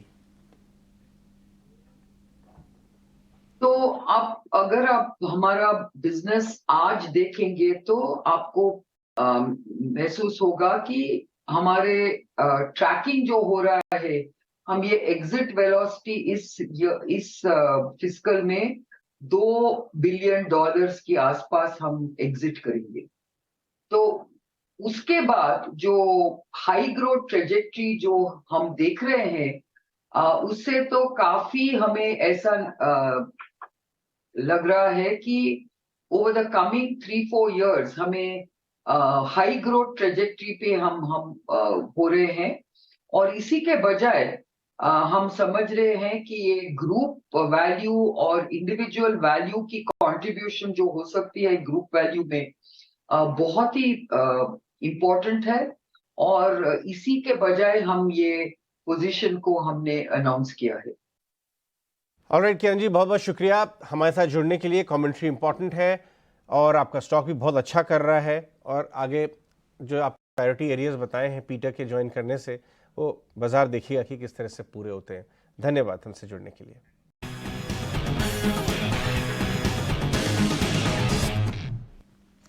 ऑलराइट, तो भसीन जी जल्द ही हमारे साथ रोज जुड़ेंगे, कई सारे कमाई के मौके होंगे। भसीन जी मॉर्निंग, इंतजार होगा हमारे व्यूवर्स को आपके रोज जो आपके आइडियाज हों उनके लिए काम आए, पैसा बनाए। लेकिन अभी जो आपके ideas mid cap small cap space से थे, अच्छा मुनाफा हुआ है, वहाँ थोड़ी सी प्रॉफिट बुकिंग भी दिख रही है, तो क्या एक बार के लिए व्यूवर्स भी टाटा टेली जैसे स्टॉक्स, जेपी पावर जैसे स्टॉक्स, उनसे एक बार प्रॉफिट बुक कर ले? गुड मॉर्निंग प्रियंका जी, आपको शायद कहावत पता है, पंजाबिया दी चाल वखरी। अब देखो 80 रुपए हो गया पीएनबी, और आपने 40 रुपए पे कहा संजीव जी चलता ही नहीं, चलता नहीं। शेयर बाजार है, थोड़ा इंतजार कराएगा, लेकिन 40 का चीज हो गया 80। सोने पे सुहागा, मक्के रोटी और उसके ऊपर गुड़, ये होती है शेयर बाजार। आप समझ गए ना? और अजय जी 80 रुपए होने में टाइम नहीं लगा, it is just 4 months.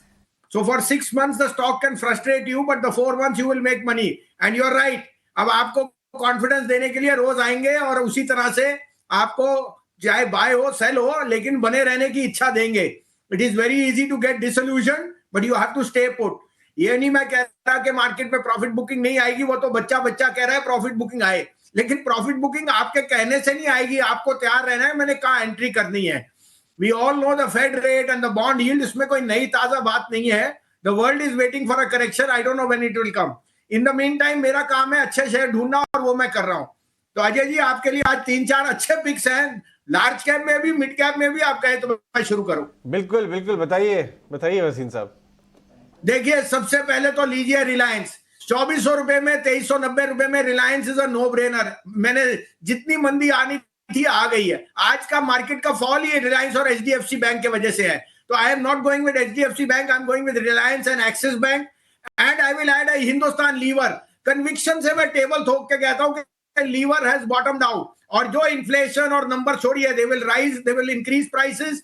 Liver is the best proxy play to consumption. Reliance आपके हिसाब, मेरे हिसाब से on the new wavelength which they are getting on Jio and others is a must have in a portfolio. ये large cap हो गए। Mid cap में अभी आपने बायोकॉन कहा, तो pharma is taking my place. Biocon as a disclosure मेरे portfolio में 240 से है। मैंने अभी ऐड किया है Ipca laboratories. Ipca laboratories is arguably the biggest player now in formulations, in globally the contract manufacturing, और उन्होंने 3 जगह पे यूरोप में बहुत एक्सेसिवली एक्सपैंड किया है। साथ में Ajay ji, it becomes a very good proxy play against a weak rupee because the export earnings will add to the momentum. Thirdly, I will give you another card. So I am looking at IPCA, by the way, has hit new highs. IPCA is headed to 1200 by the end of this year. और third but last not least होएगा SBI cards. SBI cards will report 25% growth in this quarter on quarter. और आपको पता है in the festive season the cards business is rocking, and with the increase in interest the liability franchise is more or less steady, but their rates are going up. SBI card at 820 is a must have. 790 का stop loss है, 900 का target. और आपको last but not least एक और add कर देता हूं, श्रीराम फाइबर. देखिए हमें पता है स्पेशलिटी केमिकल में वीकनेस है and so on, but China जिस तरह से गवर्नमेंट पैकेजेस दे रहा है, metals and speciality chemical particularly acetic acid has started to go up. मुझे लगता है SRF must have around this 2370 2380. शानदार, बहुत बहुत शुक्रिया. लेकिन रिलायंस का कॉल आपका जान के मुझे बड़े जबरदस्त अचंभा लगा. अभी हम थोड़ी देर पहले प्रियंका और हम ये बात कर रहे थे, 4000 करोड़ का आज ब्लॉक डील हुई है सुबह सुबह.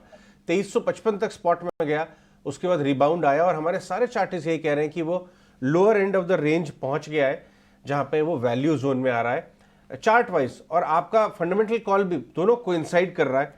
तो रिलायंस पे कॉल, HUL पे कॉल, बहुत अच्छी, बहुत ही डिफरेंशिएटेड कॉल है. ये भी लार्ज कैप में IPCA.